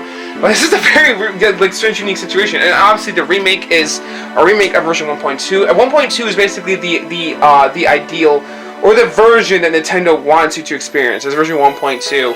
If you're gonna play Ocarina of Time on a current piece of machinery that's released by Nintendo, chances are you're gonna be playing 1.2. You can play the original 2 versions on emulation. Me personally, I actually injected version 1.0 on my Wii U. Yes, I did, but it's kind of like when you pause the game, it looks kind of like messed up. So it's like, whoa. But aside from that, it runs fine. And so let me show you what I'm talking about. So first of all, here's the beautiful box of the game if you want to read all that. And now we're getting to one of my favorite parts here. And not only did I put in a special inlay, but I put in the songs, which I believe these are also songs from Majora's Mask, which I didn't fully pay attention to that when I first did this, but there we go. I did this for all my Zelda games, not just for Ocarina of Time and Majora's Mask, but I gave them all like a map and everything. I don't remember if I had Zelda 1 or A Link to the Past when I did my Super Nintendo episode, if I talked about them, but yeah, I did this for all my Zelda games. And when I get to the Wii U one, I'll show you for Twilight Princess HD that I did the same thing again. So there it is, Hyrule World Atlas, the map. And I have the strategy guide, which that's something else I want to talk about in a little bit. Are the Nintendo 64 strategy guides. So yeah, again, just to let you know, version 1.0, the first release of Ocarina of Time, has all the original stuff in it, plus glitches and bugs that maybe shouldn't be there.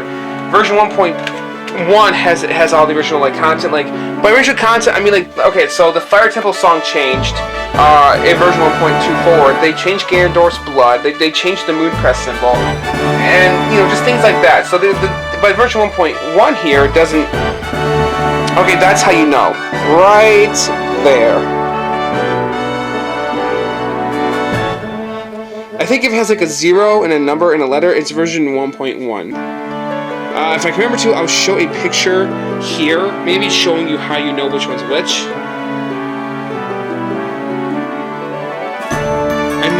I'm planning on getting the gold cartridge one day, the collector's edition, but I don't know for sure if I'm gonna get it.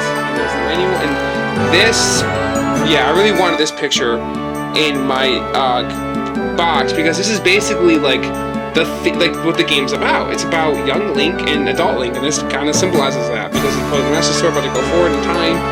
Yeah, this is a big iconic moment in the game. So there it is. And of course, we're getting to the spooky, beloved, and memorable Majora's Mask.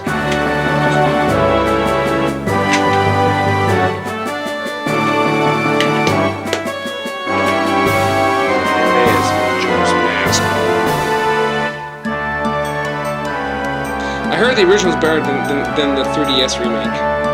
Which is interesting, because I heard the original is great, but it does have its fair share of problems that the 3DS remake didn't really fix, I think, but I don't know. But some of them, they did. Or, I believe the Direct just made the game easier in a weird way, but I don't know. And here's the song sheet again. But this time it's all like purpley. And it sounds many songs, maybe, but there it is.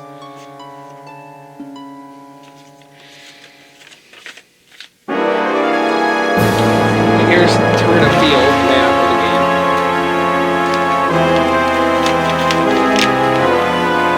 Very small picture of it, but there it is.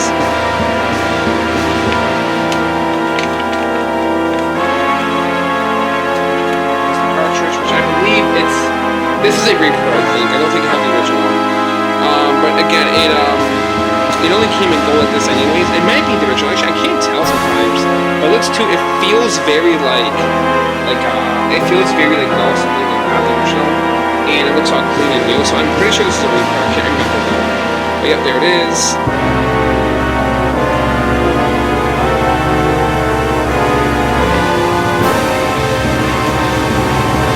And the picture I chose is basically a clackdown on the characters. Like, that's awesome. I really want to play this game more.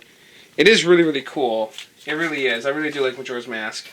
But I really like Ocarina of Time a little more. I'm still playing through. I'm playing them in timeline order. So right now I'm still playing through Skyward Sword on my Wii U, and I'm really enjoying it. So, you know, hopefully I'll get to the end soon of that game. I am getting there. Alright guys, I'm almost at the end of my video. But like I said, I did want to talk about the honorable mentions. I already did that, but now I want to talk about another segment of the video. Something fresh and new for the series that I've never done this before. But I'm going to talk about games that are related to the Nintendo 64 in a pretty significant way, or at least in some kind of way, and games that never, or, games that were released on the hardware, but they were planned to in some kind of way, or were connected to games that did get released. And yeah, so two of them are games that were planned to be released on here, and another two of them are games that I don't think were quite planned, but they are connected to it. Oh no, wait, two of them. But shoot, I forgot one of them. And the one, actually, there's 5 in total. One of them is just kind of like there to like support another point. So, anyways, but before we get to the games, because I want to save these games for the last part of the video. I want to talk about something important to this console for me personally.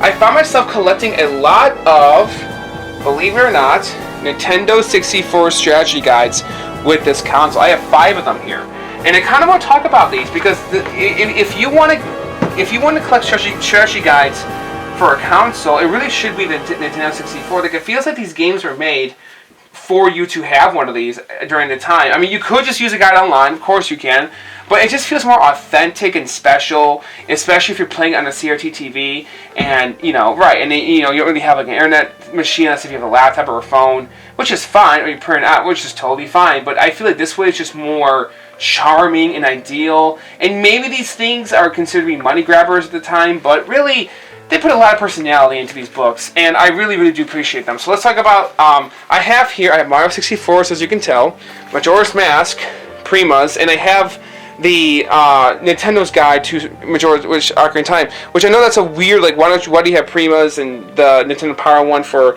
I have the Nintendo Power one for Ocarina of Time, and the Nintendo Power one for Mario 64, but it's like, but why don't you have Prima for Ocarina of Time and Majora's Mask, or Nintendo Power for both of them? Well, because the covers, both have Link on them, and it kind of like look like, they're kind of like reflecting of each other, so I kind of decided to do it this way.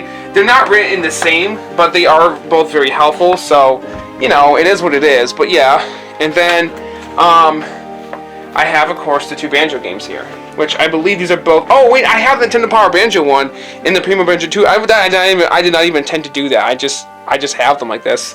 So I don't remember intending to buy them like that, but yeah, they are pretty cool. Like, look at Banjos here. Look at this. Look at this. Look at this. Look at this beautiful, like, just art and just all of this. Like, oh, look at that. They put puzzle pieces for Sprout Mountain right there for like a nice little nod attached to the game. There's the maps. There's Treasure Trove Cove. This is where I'm in the game right now. I believe this is Bubble Gloop Swamp. Yeah. Yeah. Like, look at this. This is just so cool, and I love it. Like, it's nice. And here's Banjo Tooie's, which is kind of similar to what Nintendo Power did, as you can tell by this one page right here. Pretty cool stuff, right? Grunty's Industries. I don't know much about Banjo Tooie still, but I do know quite a bit about it. Like I said, I don't have much experience with these games, but I'm going to have more with them later, because in life, because I'm going to play through them. And of course, Mario 64, which I think Mario 64 and Mario Sunshine are required to have these, for sure. For sure, in my opinion. There we go. The greatest game on Earth. Well, I mean, maybe, but not really. But I do love this game, though. I have a lot of fun nostalgia for it. Like I mentioned earlier in the video, there's the map of Peach's Castle. Just look at that, guys. Just look at this. There's the booze. I think that's Dire Docks, yeah. Just look at that. And I'm gonna do Majora's Mask first, because I want to save Ocarina of Time for it. Look at their Skull Kid. Creepy, dude. Look at this side. They give you different colors for, I think, like different areas in the game. Yeah, like that. I think it's supposed to be like the swamp right here with the running man. It's not as good as like, but you know, you can still see like the maps and stuff, so it's not that bad. Maybe it's Ocarina of Time, but there we go. Good stuff. So, oh, there's a cool shielding in the game. That's right. How come that doesn't get censored? I don't know. Whatever. It's whatever. That's right. That's how I also know I do have version 1.1 because the crescent moon symbol still in my game. I don't think it was in the. Yeah, it was the crescent. Well, they changed it to some weird shape when they I remember now when they switched it out. They changed it from the crescent moon to like some kind of weird like face or something. But there's some masks. There we go. All right, now best for last, obviously. This is an awesome guide. Pick this up if you want to play Ocarina of Time on your original Nintendo 64. Pick it up. Seriously. It comes with the game. Look at that. Shigeru Miyamoto gave you a nice message and it sent you right in the front with the drawing of Link. That's awesome. And then there's like a page with there's that awesome picture of Link in my box. There's this really cool page of the map, and if you open it up, you right here, the Hyrule World Atlas, you get to see the Ocarina melodies, and you have to you don't have to do this, but I wrote them down so you know what they are with the guide. But I don't know why they're not just there for you. That is really unique, and that's kind of strange to me, but it's whatever. But yeah, this guide is awesome though. I do love it.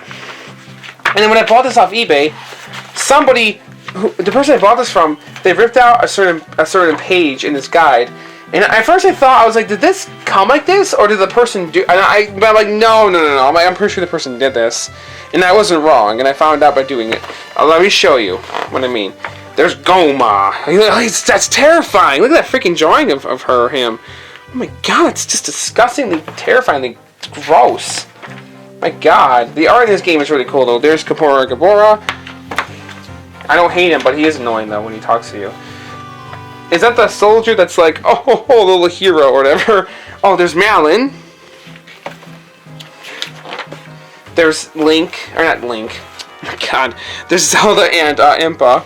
For once, somebody got it backwards. Like, oh yeah, that's Zelda. That's Link, the princess. No, instead of it's Zelda. That's the character in Zelda. No, that's you know how people always call Link Zelda. Yeah, you get what I'm trying to say.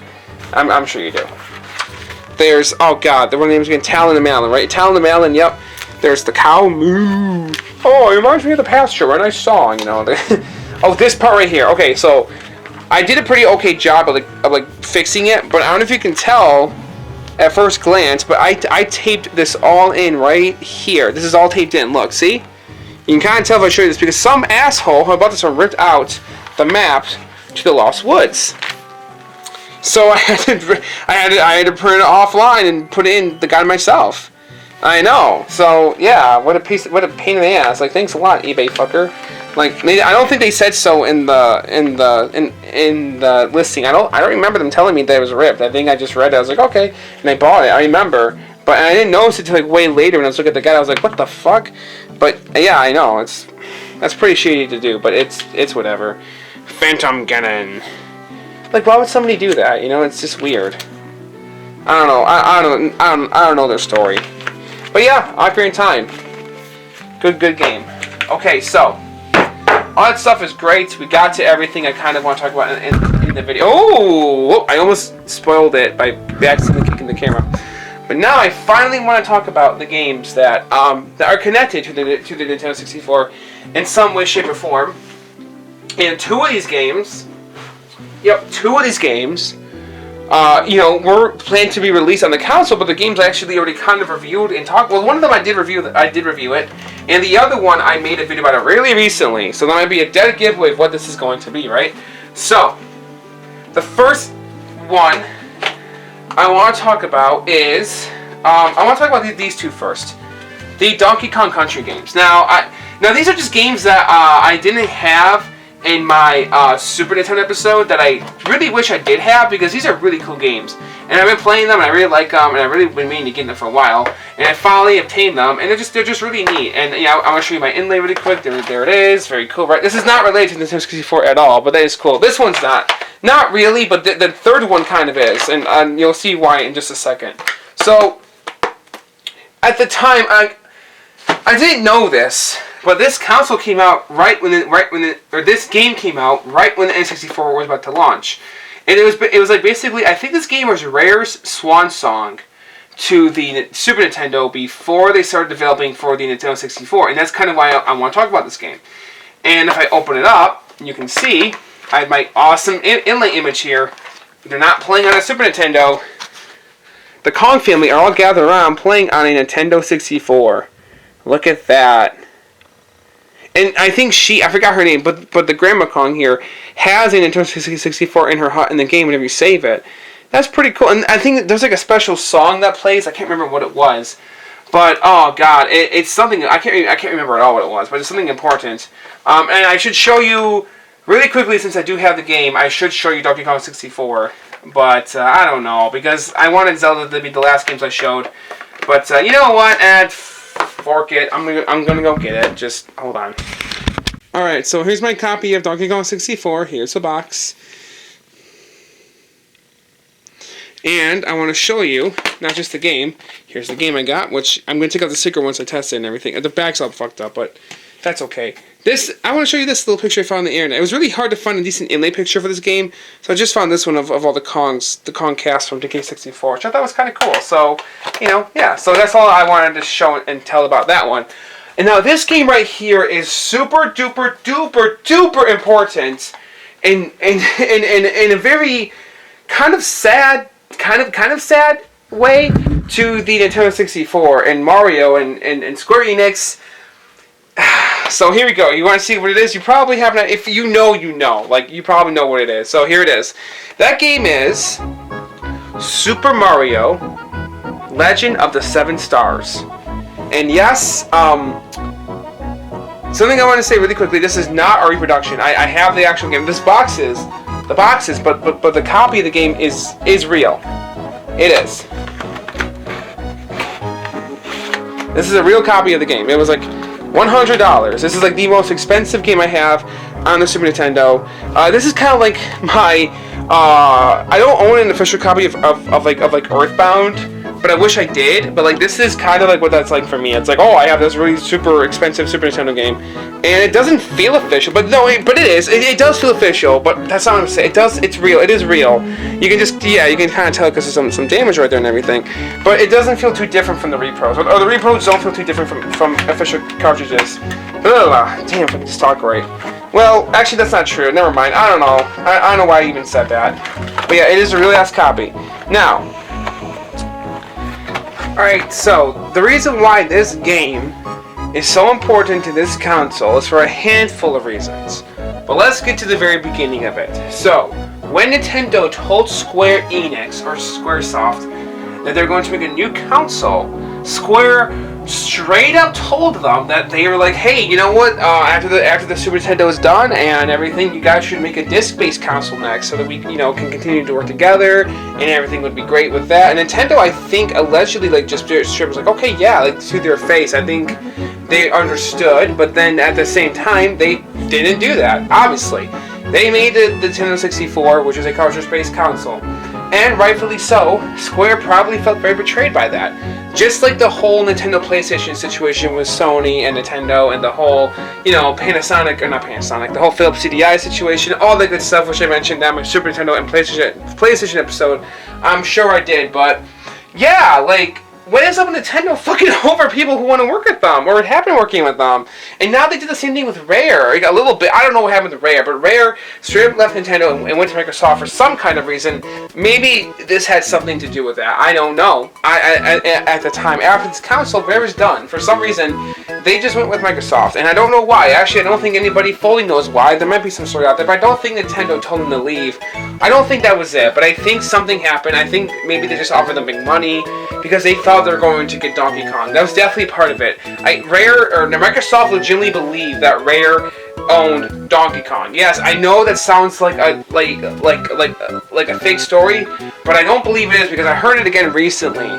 So yes, they did make all the Donkey Kong games, and I know Rare understood that Nintendo owned the IP, but I think Microsoft, like I said, they understood that Nintendo owned Donkey Kong. I'm sure they did, but I think they believed Nintendo sold or just gave the rights to Rare. So they thought, okay, well, if we buy Rare, we'll get the rights for Donkey Kong. And before they realized it was too late. They already bought the IP. So or they already bought the partnership with them. So I don't know, but I believe there's some truth to that, which I know sounds really dumb because it's Microsoft we're talking about. They would check their sources, but apparently, again, I heard the story fairly recently. I don't think it's fully untrue, but that's besides the point. Anyways, yeah, so this was the last game that Square Enix or Squaresoft worked on with Nintendo. In fact, I don't even see their name on this box anywhere. But yes, they did work on Nintendo with this game. This is the last game they've worked on together, and it came out the same year as the iconic Super Mario 64. And in my opinion, both games are equally beloved and iconic. They're both really good, great titles. This game is severely underrated. It's a much better game in my opinion than Mario 64. So I still love Mario 64. I do. I love both these games to death. They're both amazing Mario games. But I really like Super Mario RPG, and I haven't beaten it yet. I'm still like in the first fifth or fourth of the game. I'm still kind of like in the beginning. I have Mallow on my team already, but aside from that, like, the little marshmallow guy, but yeah, it's a really great game. Oh yeah, that's right, I'm in the sewers. I remember now that part. But yeah, I really like Mario RPG. It's a fun little cute RPG adventure, but this is the last game that they worked on together. Okay, and I do plan on talking about it more one day in the future. It is a great title, possibly. But yeah, it's just, I look at this game and I'm like, oh my god, I can't believe that story is ridiculously true. Like, it was supposed to be or not supposed to be, Nintendo really should have gone the way of the cartridge, the way of CD-ROMs. It's so, could you imagine if it did though? If this console was CD-based, it would just knock PlayStation and knock Sega down, but maybe the console would be more expensive if it was CD based with its power. If it was 64 bits, I don't know. I really don't know. I have no clue, guys. I'm just spitballing here. So yeah, so there's these 4 games, which really we don't need Donkey Kong Country 2 here. I just want to show it off. I'll put that aside. But yeah, these 3 games are somewhat relevant. Oh no, well, Donkey Kong 64. I guess I'll put them here. I don't know. Fuck it. I keep swearing, damn it. Sorry. Yeah, actually, no, they were fine where they were. I'll just put them here. Okay, so. Now, ladies and gentlemen, we're finally getting to the end of this video. So, yeah, that's all I really had to say about it, is that this game is connected to the N64 in a very sad way.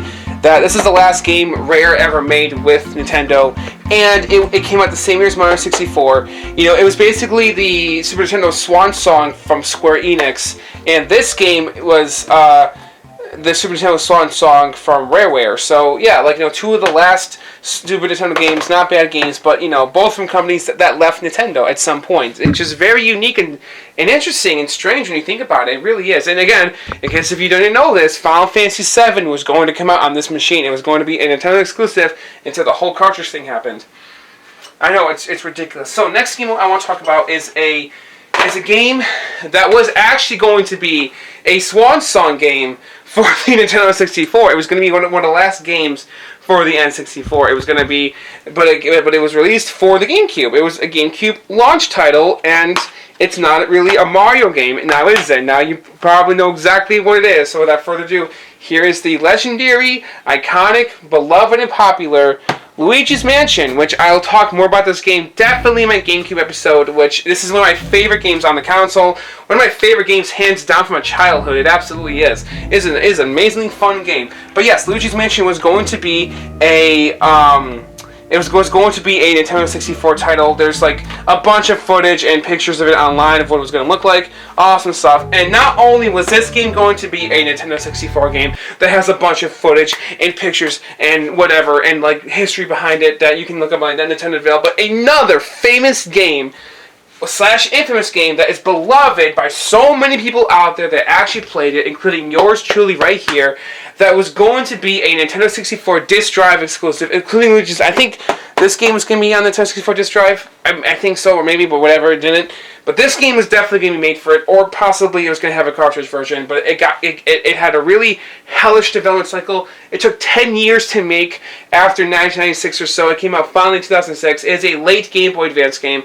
Ladies and gentlemen, boys and girls of the internet, I give you the magnum opus game from Nintendo. In my opinion, one of the most beloved games of all time. I'm really giving it a big build-up because this is probably my new favorite game of all time.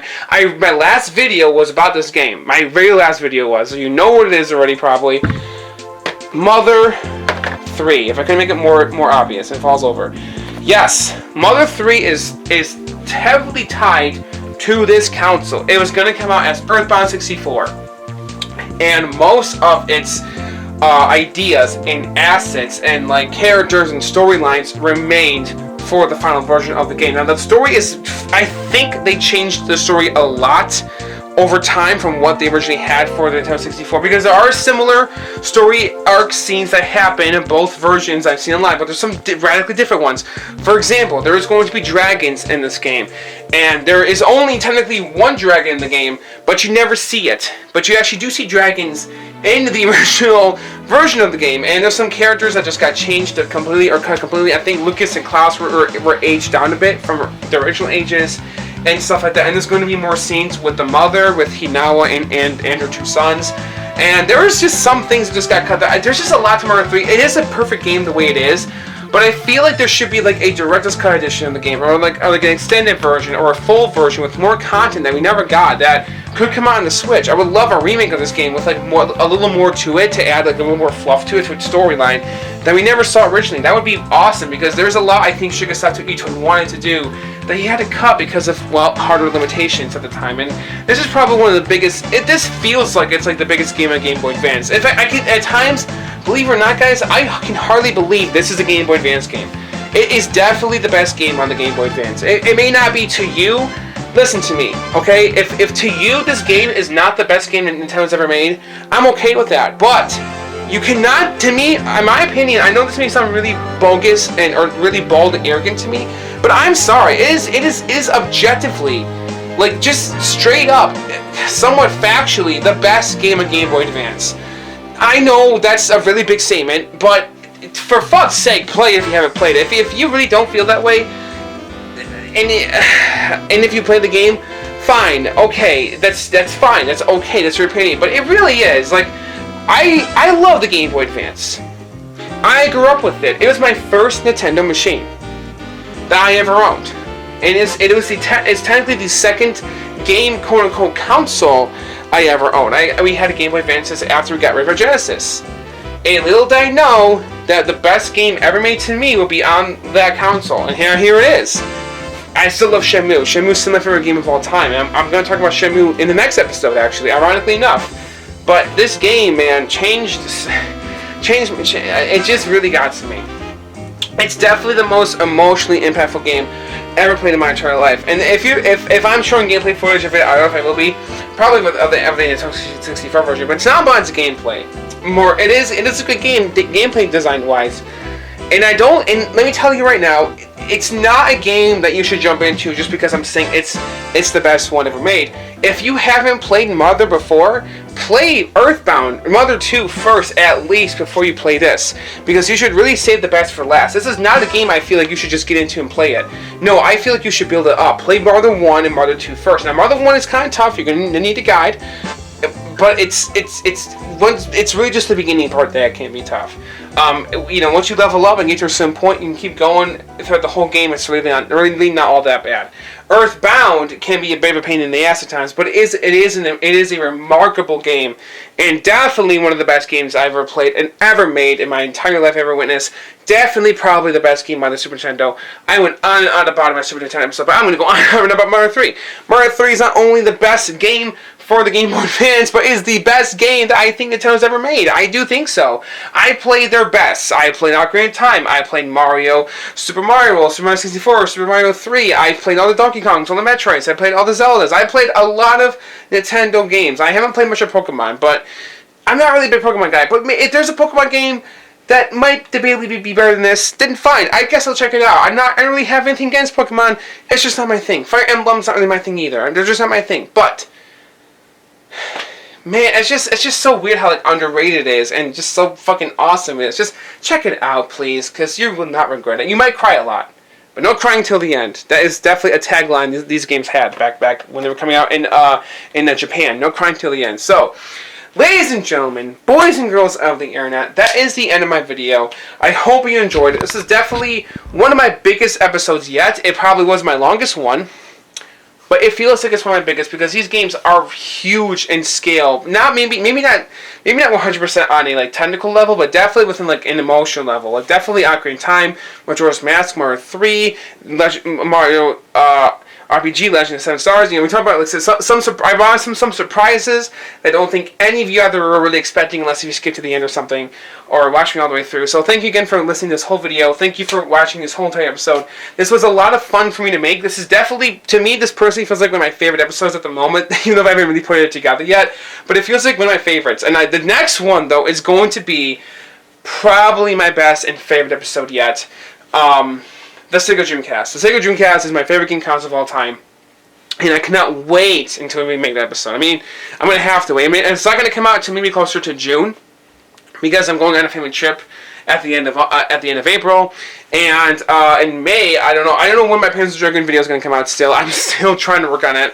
I know, I'm sorry. I'm in the middle of getting my first book ever like finalized. Like I'm trying to get my first book fully done, like editing wise, before I get it published, and it's almost done. And then I'm going to work on the script. I haven't even worked on the script yet for Panzer Dragoon. I know, I'm really behind on that review. I know, I keep mentioning my Panzer Dragoon 2 reviews coming. It is coming, but I'm really behind. So, sorry guys, these videos are kind of more easier for me to make right now, so this is my focus at the moment until I can actually get behind making a video like that. But regardless of all the guys, I hope you enjoyed this episode. Thank you so much for watching. Thank you so much for listening.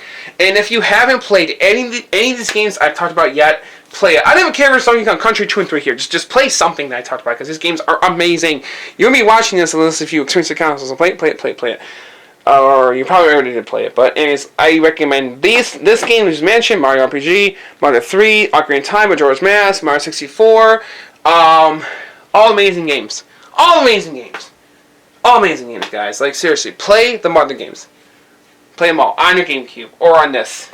Or just, we can't play them on this, but I hope one day, okay, never mind. I already said everything that needed to be said. I don't know why I keep repeating myself.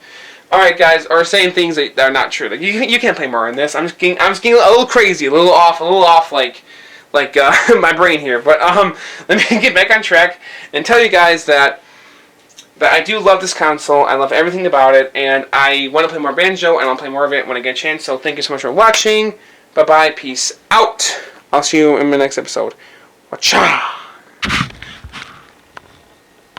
Long live 3D graphics. Goodbye.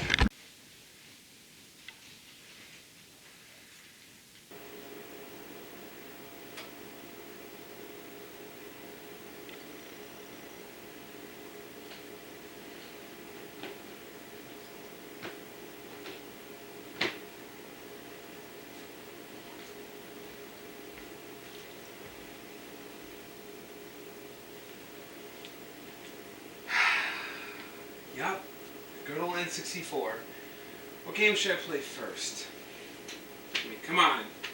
Isn't it obvious? I think you all know which game is going to be first. It needs no introduction. You're going to see in a moment.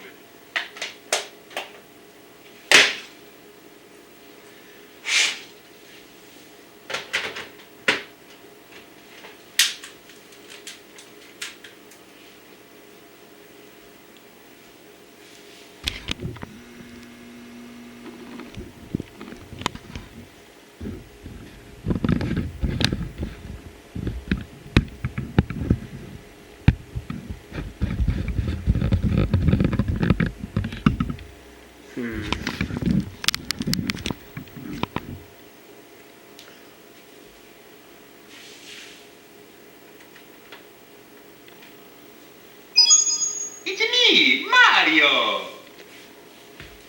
Hello!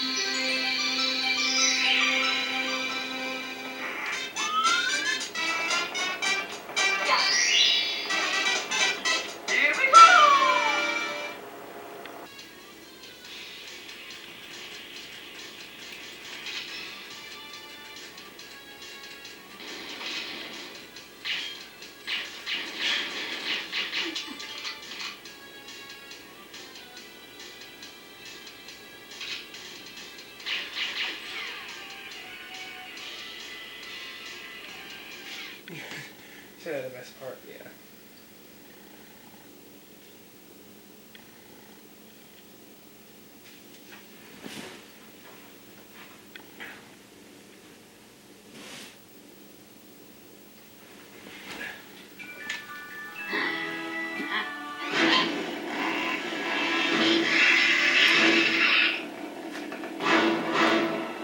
Stupid! Oh no! Yeah, that's better.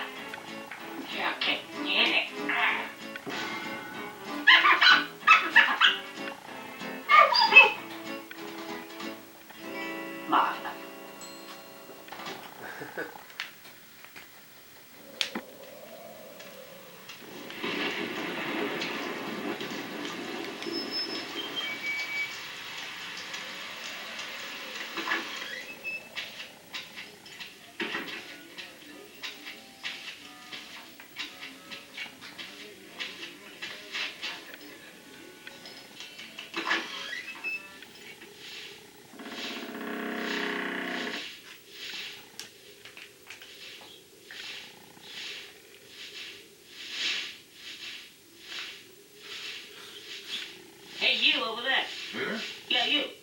Apparently there's something real neat inside this barn. I can't quite see it myself. Unless, of course, some guy's jumping around thinking a horse poo's real neat. Which, of course, it isn't. This is pretty neat.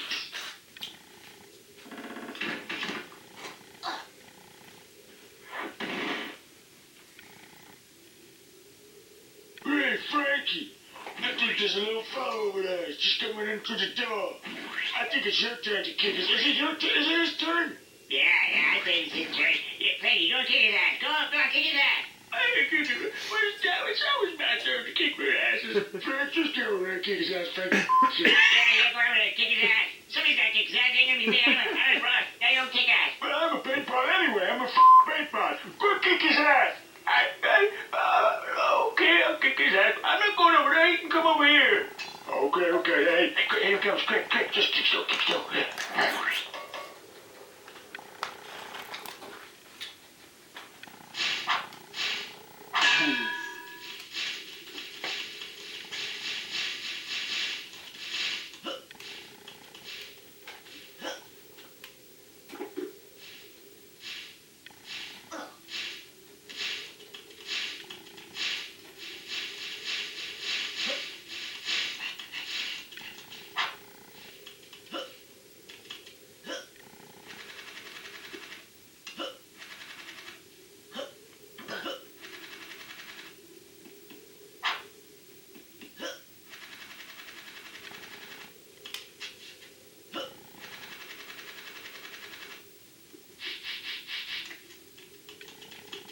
What the damn diddlish what are you doing in my barn? Well, I never. It's a talking pitchfork. Not from around here, are you, boy? No, I'm from the 21st century. I don't rightly recollect liking your type. Therefore, I conclude that I was gonna kick you but all around this barn like there's no tomorrow. I was gonna stick my big fork right in you. Were your parents related? Like before they were married? Right, that's it. I was just gonna give you a whooping. Here we go.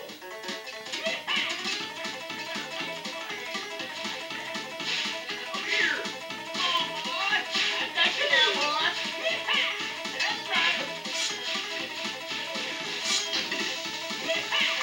I got you now, boy. That's right. I got a fight for you. That's enough playing, honey.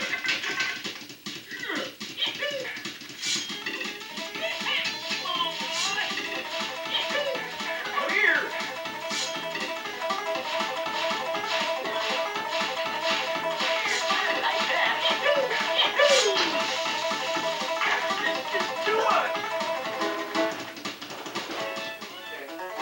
I've seen some kicking ass in my time, and that is the crappiest this kick ass I've ever seen.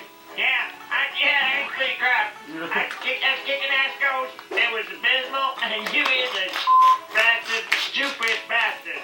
Isn't it? Yeah. Yeah, it sure is. So, what are you gonna do now? Kill yourself? Because that's what I recommend. Oh my Yeah, god. you can kill yourself. And Matt, we got a rope right here. We got a rope. Yeah, we got a rope. Oh There you god, go. Jesus. What kind of friends are you? In that case, I is gonna kill myself. I'm gonna kill myself right now. Oh my That's God. all there is to it. You. Oh my god.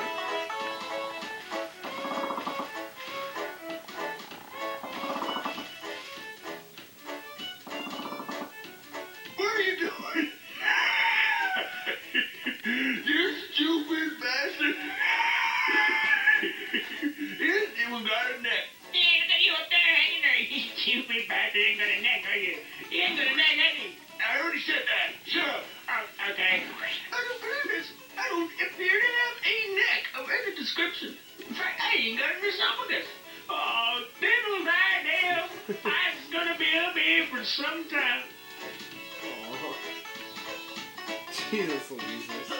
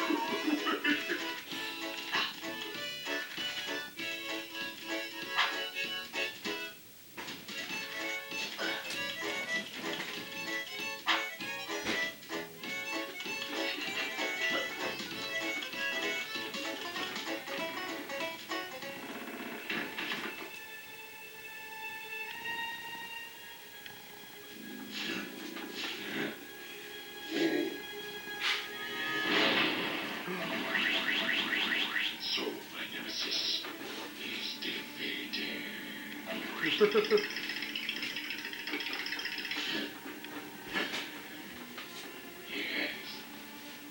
me again. Right. Time to wander around aimlessly. Move.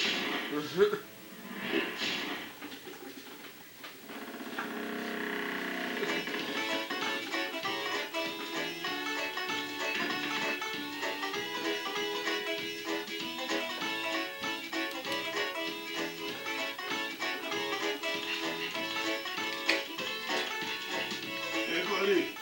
You spare me a dime? Hey, buddy. Don't ignore me. Oh, they always ignore me. Hey! Oh. What do you want? You know, in my own country, I'm a king. Oh, really? Yeah. That bitch threw me out. Apparently the hive keeps getting stolen. Oh, I don't care. Couldn't fit in the thing anyway. You see how fat she is? Bitch. Now I'm reduced to the state of a bum. Well, yeah, anyway, yeah, I gotta go now. You're like the rest of them. I ain't gonna tell you about the big-breasted babe then. The big what? Thought that might have got your attention. She's lovely. That's why the wife kicked me out. All I want to do is pollinate her. Oh, she's got stigmas like you wouldn't believe. What do you mean? I thought you said you had big... Yeah, over there, behind us. Hang on a second. Breast. She's a sunflower. Yeah, you expected of me. She's a sunflower with big breasts. I'm a bee. Stupid bastard. Okay, let's make your sense now. You gotta help me out, buddy. I don't know what I'm gonna do. Well, what's in it for me? Cash? Ah, I thought you were begging. Yeah. Just, yeah.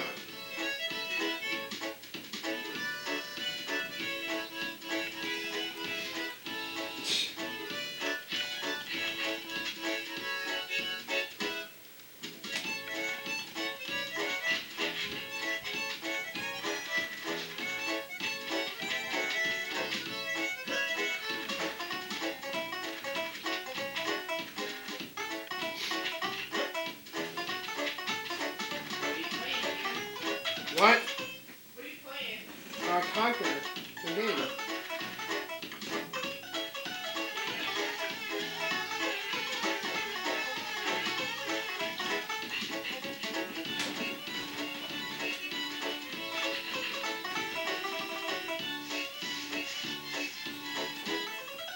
Hey, can you help me out here? There's a guy over there, he said he wants to... Something to do with stigmas. Not quite sure. Pollinate you? Sounds a bit strange. But... Go away. Ooh, that big tail of yours is far too tickly. No, you don't understand. Hey, Get that big, long, hairy tail away from me.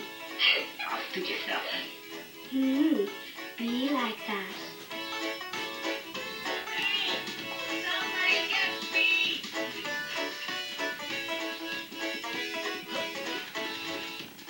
Hi, guys. Oh.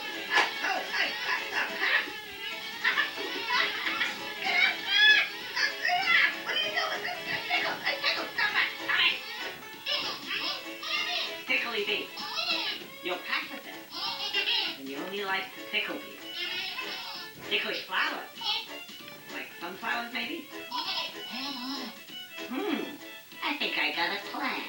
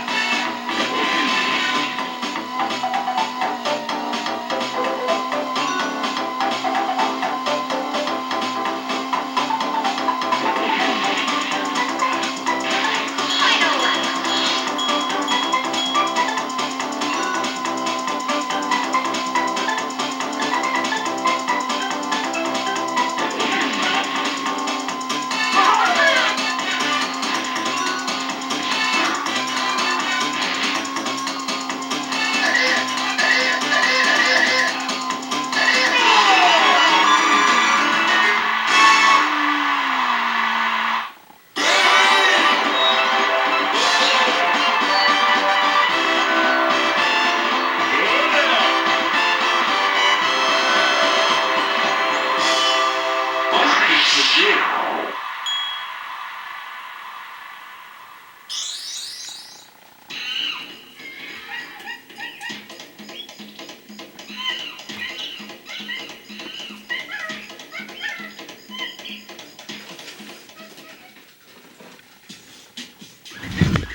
Here we go.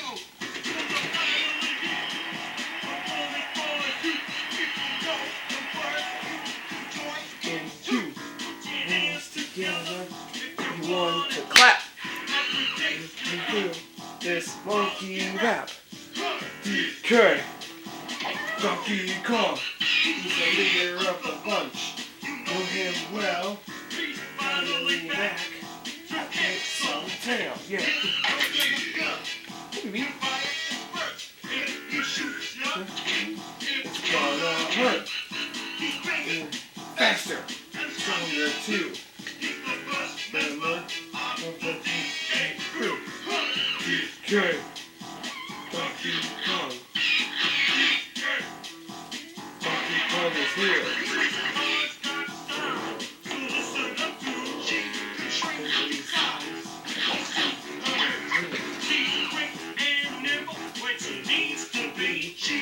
Float through the air and climb up trees. To choose her, never's wrong. Nothing is good in a hop. There's one cool Kong, DK, Donkey Kong. There's no style, he has no race. And Kong has a funny face. He can handstand when he needs to. Stretches arms out. BB! Watch out, BB, there's a camera! Watch out, BB! Watch out, BB! Watch out, BB! Watch out, BB! Donkey Kong. Good. Donkey Kong is here. And about time too. This time, it's in the mood. Oh yeah! Step that Kong. Kong. Smile.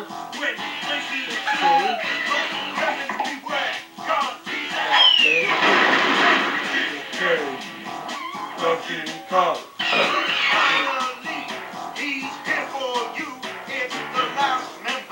Of the DK crew. Sean.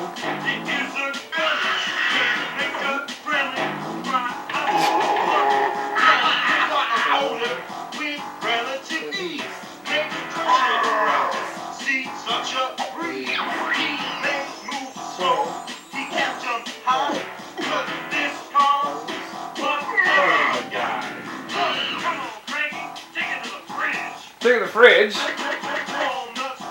Nuts. Oh. Smells.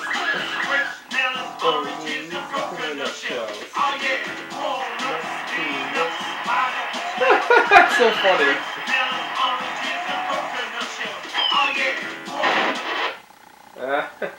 Is that really how it ended? That's kind of funny. Alright, DK64, here we go. It's been a minute. I love this game. Let's go to Donkey Kong Country.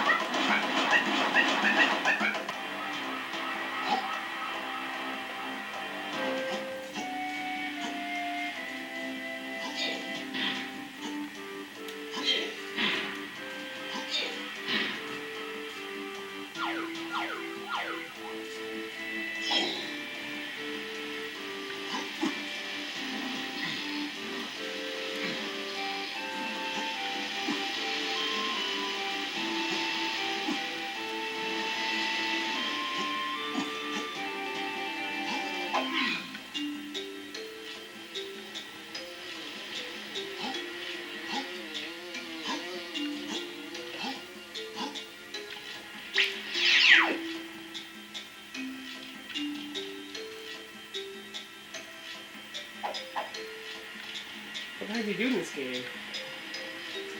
I know this is the hot map, but like, what am I doing?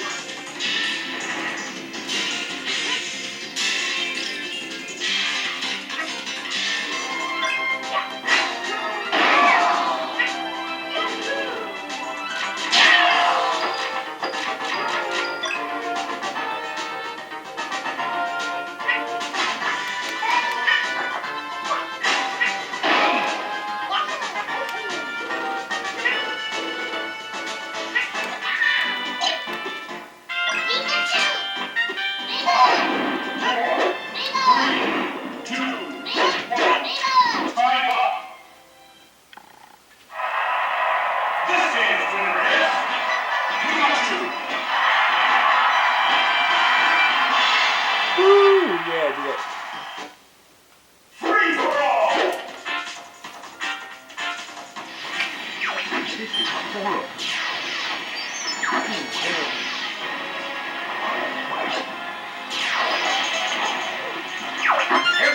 stay alert.